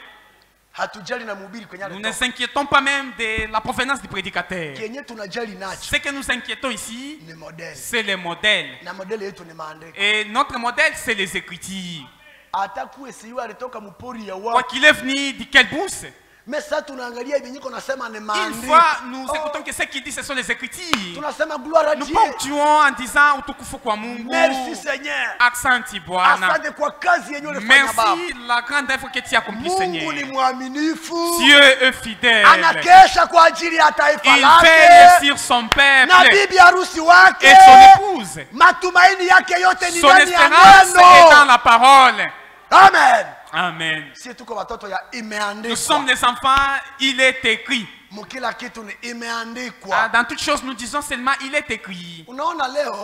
Tu vois aujourd'hui, nous sommes dans un temps difficile.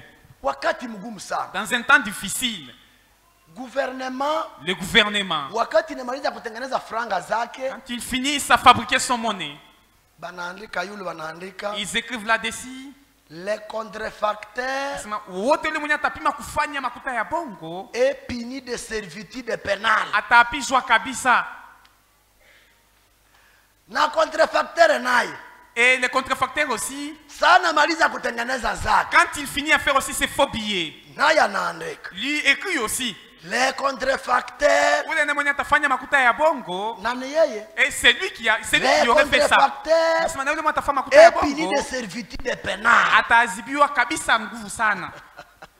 Il est faux billet. Maintenant, ces faux billets là, quand il reçoit maintenant ces faux billets, sans toutefois regarder si c'est le vrai billet, il faut les mettre dans la poche. Donc là maintenant tu as ton prison dans ta poche. Ce que je te dis c'est la vérité. Un faux billet.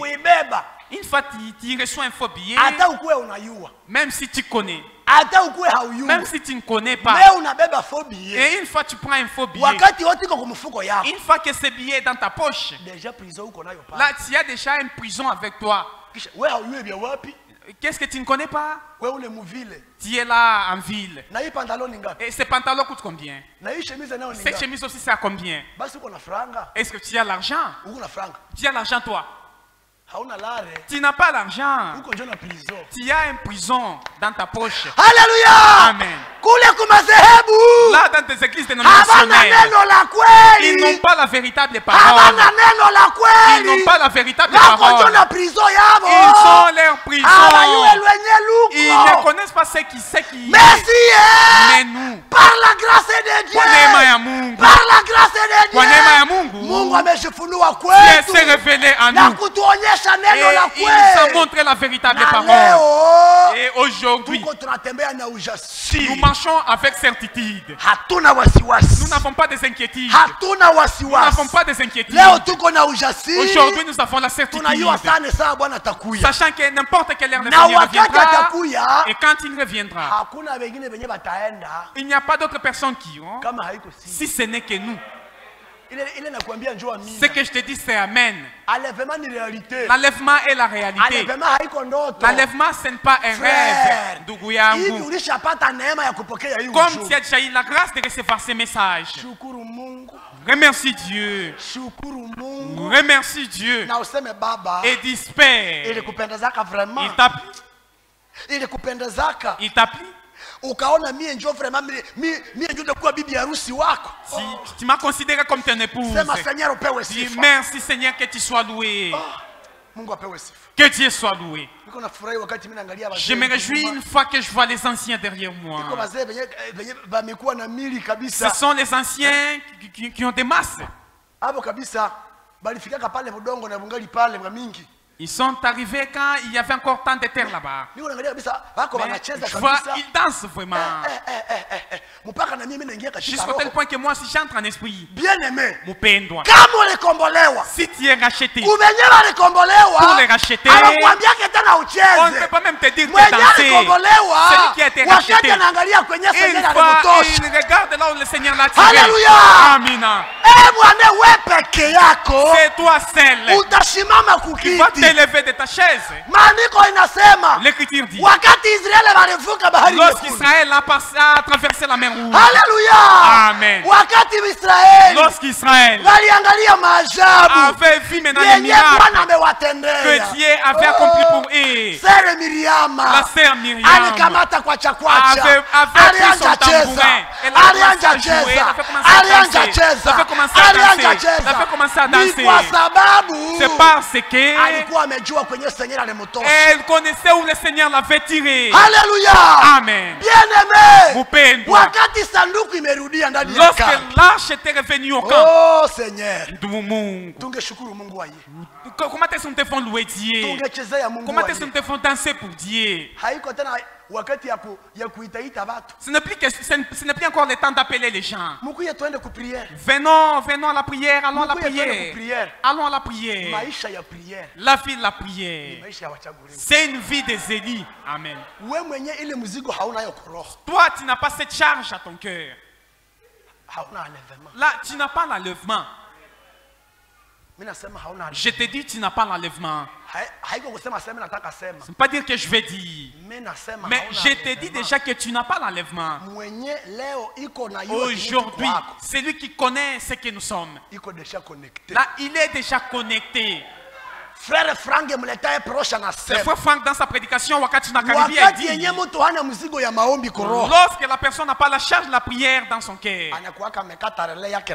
il a coupé maintenant sa relation avec Dieu. Donc, le Seigneur est de l'autre côté et tu es aussi de l'autre côté.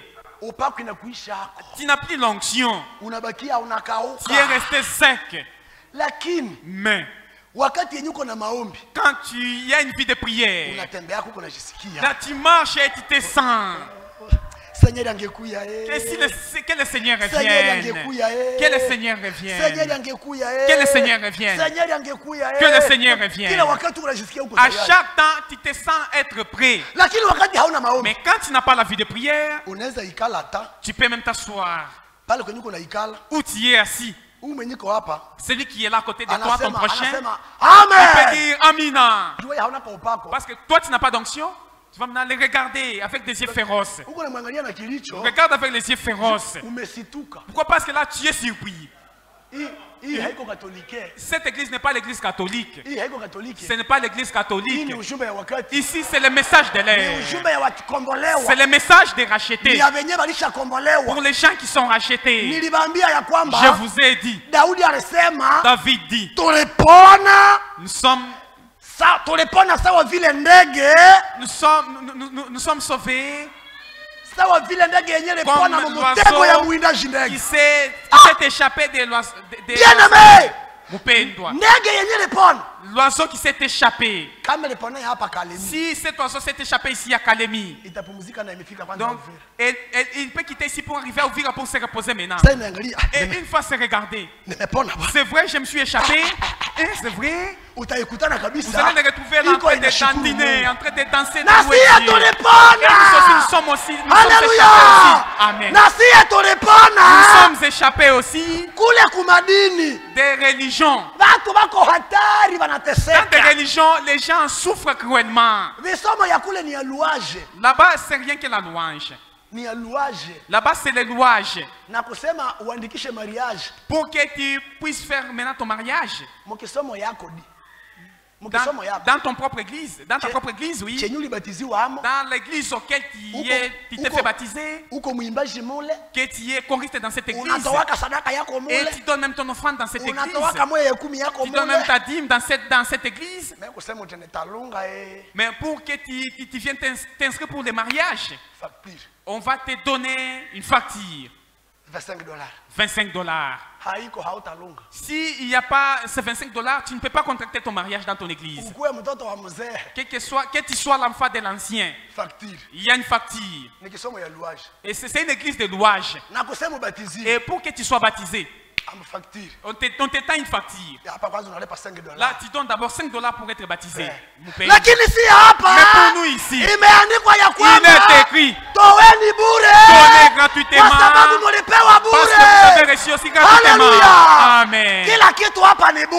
Toute chose ici, c'est gratuitement sans rien payer. En ce matin, si tu te dis que tu veux te laisser baptiser, nous n'allons pas te demander même un œuf.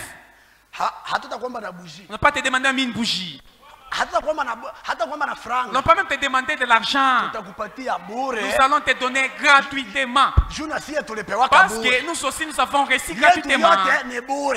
Pour toutes nos choses, c'est gratuitement. Une fois que tu acceptes seulement d'être baptisé en ce temps, nous allons te baptiser. Là, tu es devenu déjà une épouse. Là, la croix. Jésus était crucifié avec des voleurs, un brigand. Lorsque tous trois étaient là, à la croix, maintenant c'est l'autre qui disait à son prochain. L'autre là a dit à Jésus: mais sauve-toi et sauve-nous aussi. Lorsque j'ai lu cette écriture, je pense que donc il avait bien parlé. Il a dit à Jésus: sauve-toi et sauve-nous aussi. Parce que comme Jésus était prophète, avait sondé maintenant à travers des yeux internes. Il a vu que ce langage-là était un langage de moquerie. Pour dire que donc, que te fasse sortir de là et fais-nous sortir aussi d'ici. Mais n'est-ce pas, tu te dis que toi tu es un homme fait. Mais la grâce, la grâce, la grâce, la grâce est grâce. Lorsque tu l'as accepté comme grâce, son prochain de l'autre côté, le brigand, a dit au voleur: mais toi voleur, qu'est-ce que tu dis? Qu'est-ce que tu dis? Comme s'il est ici. D'ailleurs, donc, il n'a commis aucune erreur. Mais nous deux, c'est à cause de nos erreurs, de nos crimes. Et maintenant, le voleur, le brigand veut regarder maintenant vers Jésus. Il a dit que: Seigneur, sauve-moi. Tu te souviendras de moi quand tu vas t'en aller. Ne m'oublie pas. Dio. Alléluia. Amen. Papo hapo. À l'immédiat. Ile neno. Cette parole, Yesu akajua ya kwamba Jésus ainsi que inatoka ndani ya moyo wake. à l'intérieur de son Yesu cœur. akamwambia, Jésus lui Leo, avait dit, aujourd'hui, Leo, aujourd'hui, Leo, aujourd'hui, Leo, aujourd'hui, Leo. aujourd'hui. Haleluya. Amen. Na weye, Et toi, na weye, et toi aussi, leo, aujourd'hui, leo, kama aujourd'hui, unaamini, si tu crois, kama unaamini, si tu crois, leo aujourd'hui, tutakuwa pamoja na wewe, nous serons ensemble katika avec toi paradiso. au paradis. Oh, Mungu apewe sifa. Que Dieu soit loué. Frère bien-aimé, Ndugu yangu mpendwa, imeandikwa ya kwamba il est écrit, unaposikia sauti ya Bwana, si tu écoutes la parole de l'Éternel, usifanye moyo wako kuwa mgumu. n'endurcis pas ton cœur. Wakati unakutanana na Quand Bwana, tu te rencontres avec le Seigneur, haiko tena wakati ya kucheza nayo. ce n'est plus le temps de blaguer. Wakati unakutanana na Quand Bwana, tu te rencontres avec le Seigneur, inabidi kuamini. il te faut maintenant croire. Usikate ubishi na neno. Ne dispute pas avec la parole. Ubatizo yako ya Baba, Mwana, Roho Mtakatifu Ton baptême là du Père, Fils et Saint-Esprit haiko mu maandiko. ne se trouve pas dans les Écritures. Leo Aujourd'hui, kama unaweza amini, si tu crois, leo aujourd'hui, utakuwa bibi harusi. tu seras l'épouse de Jésus-Christ.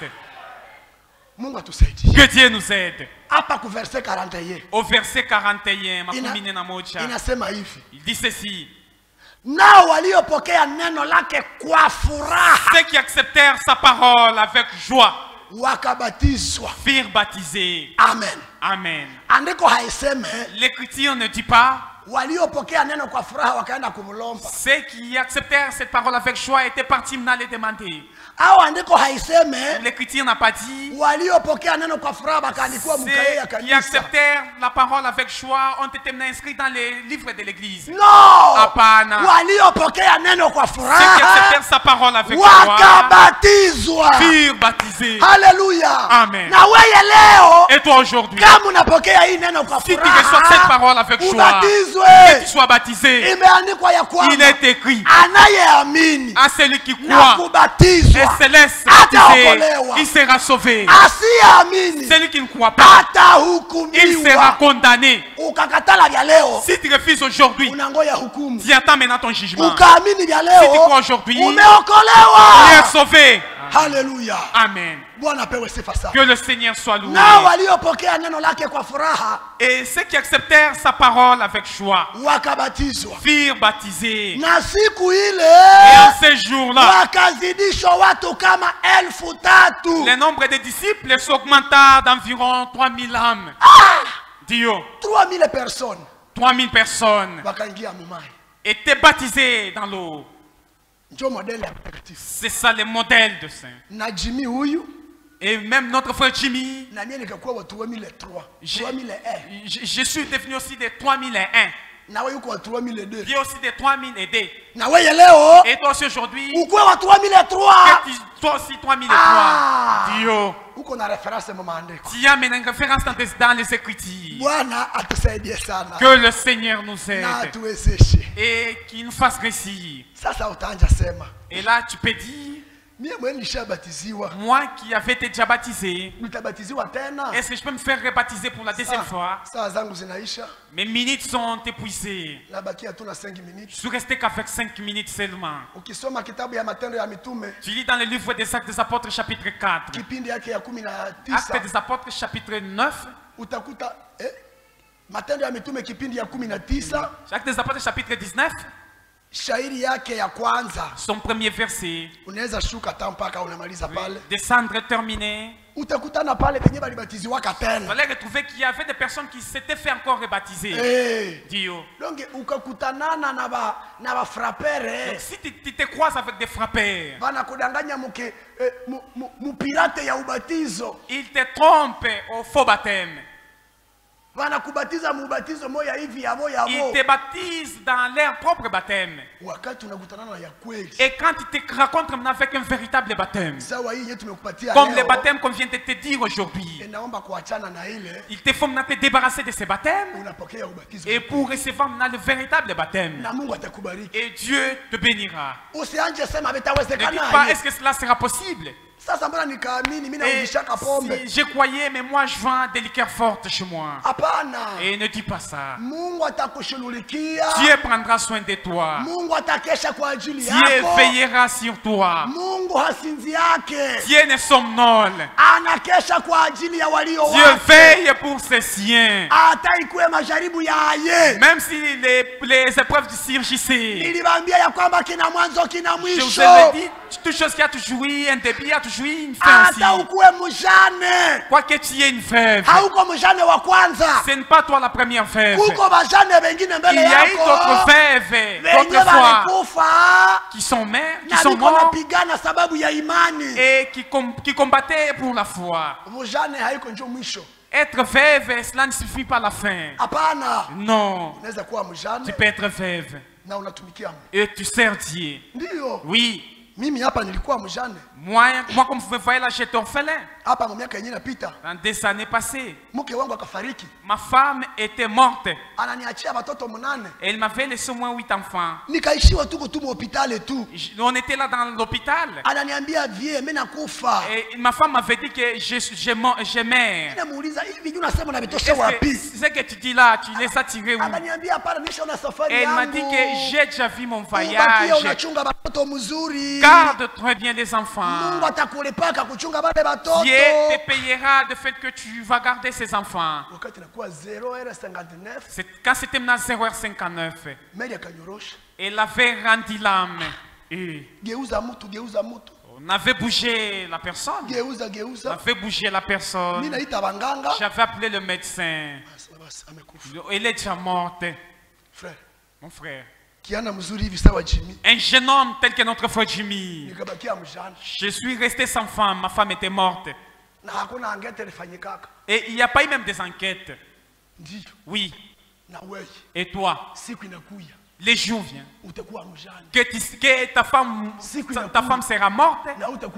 Les jours viennent que ton mari va mourir aussi. Et être veuve, ce sont les Écritures. Oui, c'est vrai. Et dans ces calémies, si nous n'aurons pas les gens qui s'endorment, donc les Thessaloniciens parlent en vain. Les Thessaloniciens clairs. Et dit la trompette de Dieu retentira.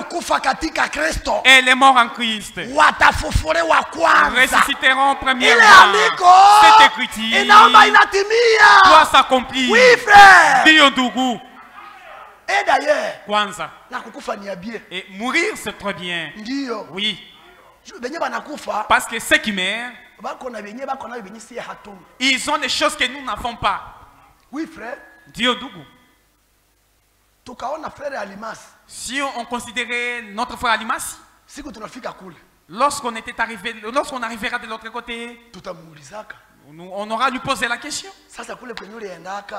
Là où tu étais parti, explique-nous maintenant c'était comment. Comment est-ce qu'on reçoit la personne? Comment est-ce que vous vivez de l'autre côté? N'est-ce pas, vous voyez? Tu ne connais pas ces choses. Donc, le frère Alimas, à ce moment, connaît ces choses et vit ces choses. Et que tu puisses aussi aller de l'autre côté. On aura aussi à te poser la question. Que Dieu nous vienne en aide. Une fois que tu écoutes la parole du Seigneur, n'endurcis pas ton cœur. Lorsque Noé avait fini à construire l'arche, avait dit aux gens entrer dans l'arche. Les gens avaient refusé d'entrer dans l'arche. Mais Dieu a dit à Noé, dis aux animaux d'entrer. Les animaux entrant dans l'arche. Et même les diplômés n'avaient pas entré dans l'arche. Les animaux entraient dans l'arche. Et même les licenciés n'avaient pas même entré dans l'arche. Les diplômés n'avaient pas encore entré dans l'arche. Et Dieu avait fermé la porte de l'arche. Lorsque Dieu avait fermé la porte, et après les jours, mais lorsque la pluie et la pluie venaient, et les gens avaient dit, c'est ce que Noé avait dit ça. Peut-être c'est ce que Noé avait dit. Il venait maintenant toquer à l'arche. Et il n'y avait plus encore de temps. Et même des mers étaient déjà remplies. Les montagnes étaient déjà submergées dans l'eau. Ceux qui connaissaient nager, ils nageaient. Et maintenant, l'arche était déjà arrivée au niveau des Moba. Et toi, tu es là en train de nager. Où vas-tu? Tu vas où? Nager c'est très bien lorsque tu es là en train de courir sur l'île. Mais lors du temps de Noé, il n'y avait pas des îles. Les gens étaient engloutis. Les gens étaient engloutis. Et les gens qui étaient tout proches de l'arche, donc avaient essayé même de se percher à l'arche. Ils avaient perché à l'arche. Même si c'est toi qui connais comment se percher. Mais tu ne peux pas se percher durant toute la semaine. Tu seras fatigué et tu seras englouti. On ne tient pas à l'arche. On ne se perche pas à l'arche. Mais on s'introduit dans l'arche. Et l'arche, c'est la parole de Dieu. Si tu entres dans la parole, là tu es sauvé. Si tu entres dans la parole, tu seras une épouse de Jésus-Christ. Ne se perche pas la parole. Introduis-toi dans la parole. Et tu verras la main de l'Éternel. Que Dieu nous aide. Que Dieu combatte pour nous. Que Dieu nous rende vainqueurs. Le corps que tu te revêtis, que cela ne te trompe pas. Le corps ici, il est bon quand le souffle de vie est encore dans ce corps. Mais une fois que le Seigneur ôte son souffle de vie, quoique tu es un acteur, c'est toi qui es connu ici à Kalemi. Quoique tes parents auront informé, annoncé, notre charmante est morte. Et comme vous connaissez que c'est un acteur, qu'une personne vienne maintenant le prendre, et pour nous donner juste un 50 francs. Et donc là depuis, les vendre à 50 francs, c'est encore trop cher. Donc le souffle de vie, c'est celui qui fait un homme. Les propriétaires du souffle de vie te disent, quand mon souffle devient encore en toi, serre-moi. Serre-moi. Et moi Dieu, je veillerai sur toi. Tout le temps que tu abandonnes la parole, une fois que tu es mort, tu t'en souviendras de ça étant déjà dans un mauvais endroit. Ce que je te dis c'est la réalité. Ce que je te dis c'est amen. Ces paroles, une fois tu les refuses aujourd'hui, c'est toi-même tu te fais engloutir. Cette parole, si tu refuses ça aujourd'hui, il te souviendra de ces paroles étant dans un mauvais endroit. Peut-être tu seras à l'hôpital. Là tu as des mal. On va te perfuser. Tu sens ton corps fatigué. Sans que le corps n'est plus là. Là maintenant, tu vas écouter un français qui n'a jamais écouté depuis ta naissance. Regardez que ton corps est déjà devenu trop faible. Les médecins commencent à s'appeler. Appelez les médecins tel.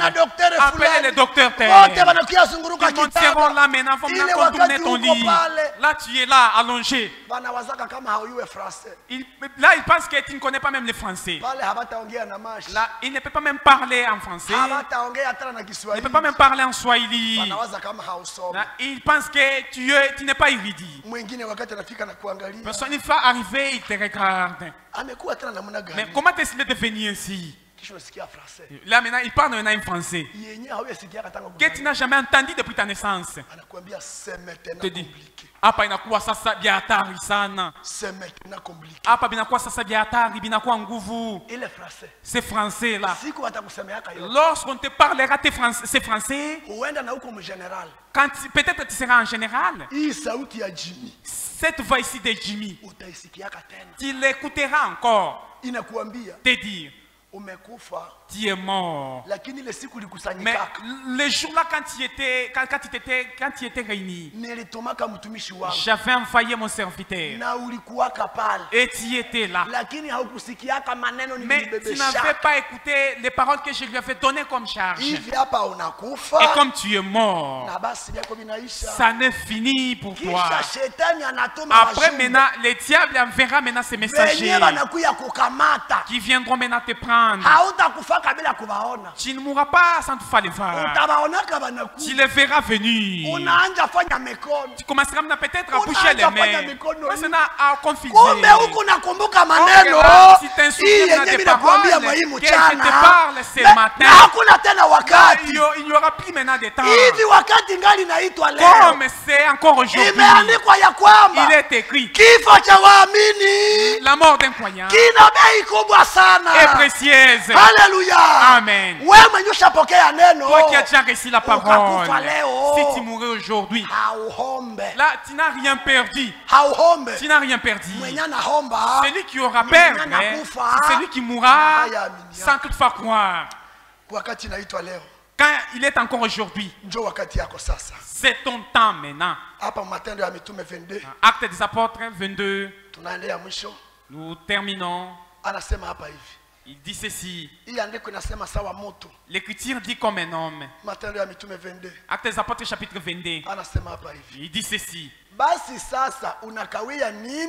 Homme frère, pourquoi tardes-tu? Tiens-toi et laisse-toi faire baptiser pour purifier tes péchés et en obéissant au nom du Seigneur. Amen. Amen. L'écriture te pose la question. Tu attends quoi encore? Est-ce que tu diras que tu n'avais pas écouté quoi? Quand il est encore appelé aujourd'hui, voici ton temps. Crois au Seigneur Jésus-Christ. Qu'il soit le Seigneur et le Sauveur de ta vie. Que Dieu nous bénisse. Qu'il nous fortifie davantage. Qu'il nous comble encore de ses bénédictions. Qu'il nous accorde une bonne fin qu'un bon début. Nous allons tous incliner nos têtes. Quand tout un chacun est en train de méditer concernant sa vie, cette parole est à toi. Dieu t'a envoyé cette parole en ce matin. Si tu es là parmi nous, tu as écouté que cette parole est véritable et tu juges bon de donner ta vie au Seigneur. Où tu es assis, lève ta main. Nous sachons que tu seras baptisé après notre culte. S'il y a une personne qui a écouté ces paroles, qui n'avait pas encore crié, et il veut donner sa vie au Seigneur Jésus, il peut lever sa main. Et nous sachons que cette œuvre sera accomplie. Si tu es là, mon frère, ma soeur, que Dieu te bénisse, ma soeur. Je vois un doigt. Que Dieu te bénisse richement, ma soeur. Une autre personne, si vous êtes là. Mes yeux sont braqués partout. Du côté de frère. Qui a pris la résolution de donner sa vie au Jésus-Christ. Ne blaguez pas avec la grâce. Quand Dieu t'accorde la grâce, tu dois accepter cette grâce. S'il y a une autre personne, viens ici devant, lève-toi, viens ici devant. Quand nous allons prier pour notre sœur, et que nous puissions prier aussi pour toi.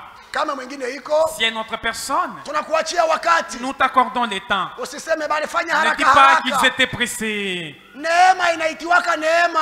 La grâce est grâce. Ni wakati mwenyewe analetea neema liitika sawa zile neema. La personne qui a reçu cette grâce l'accepte comme grâce. Usisikie haya ya kuamini Yesu Kristo. N'ayez pas honte de croire au Seigneur Jésus-Christ. Leo njoo wakati yako ndugu. Aujourd'hui c'est ton temps mon frère. Leo njoo wakati yako dada. Aujourd'hui c'est ton temps ma sœur. Uko wapi saa hii? Où es-tu à ce temps?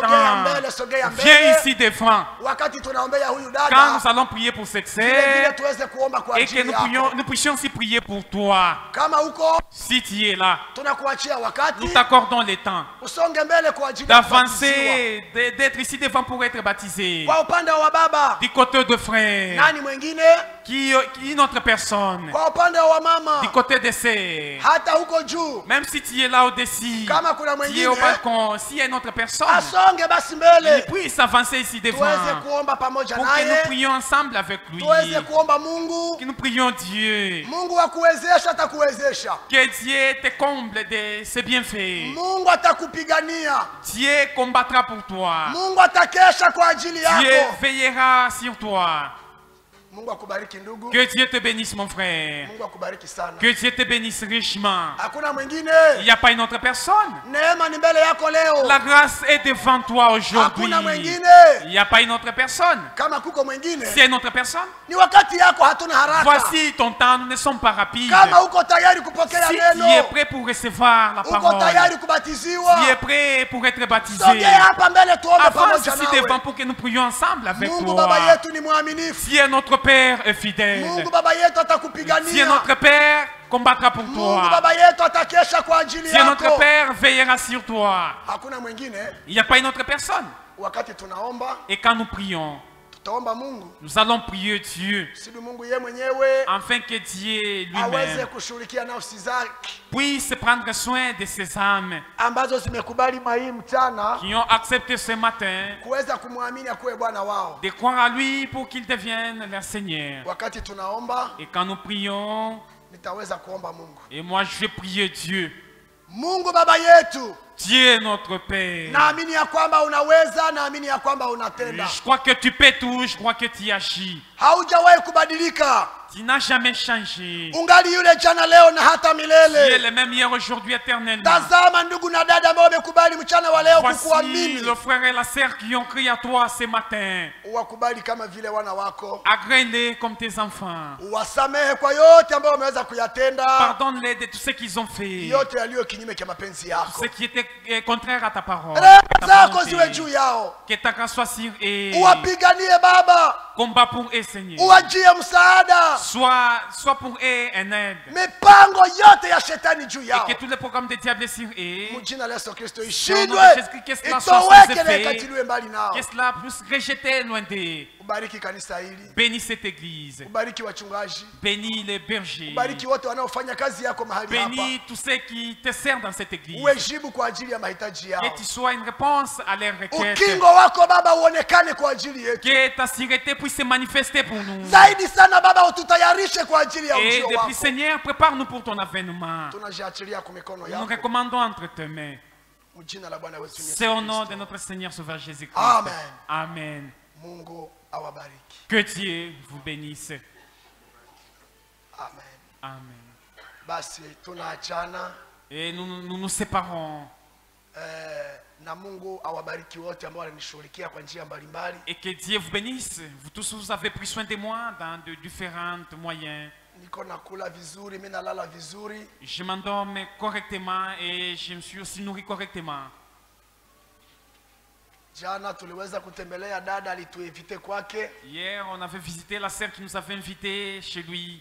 Tulikuwa wa malaika kabisa kwake. On a été vraiment des anges à sa maison. Mungu wa mbinguni amubariki sana. Que Dieu bénisse cette sœur. C'est vrai. Oui. Batu mingi wanapendaka kukaribisha watu kwa manyumba yao. Il y a beaucoup de gens qui veulent inviter le visiteur à leur maison. Tumishi kama nasema nilitoka Tanzania. Si le sauteur dit que je viens de Tanzanie. Nilitoka Nairobi. Je viens de Nairobi. Nilitoka fasi fulani. Je viens de tel endroit. Basi là unajisikia tu vraiment wa Nairobi. Là toi aussi tu es terrifié en écoutant qu'il est de Nairobi. Asikuwe bila kufika kwako. Qu'il ne rentre pas sans toutefois arriver chez moi.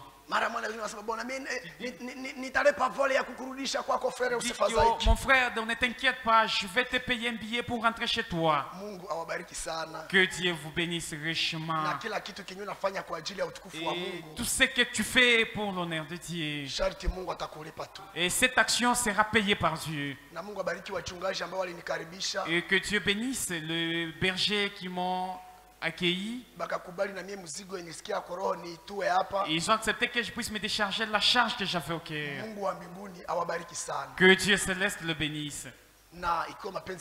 Et si telle sera la volonté de Dieu, je peux quitter demain. Quand vous allez vous souvenir des voyageurs dans vos prières, souvenez-vous de moi aussi. Que Dieu vous bénisse.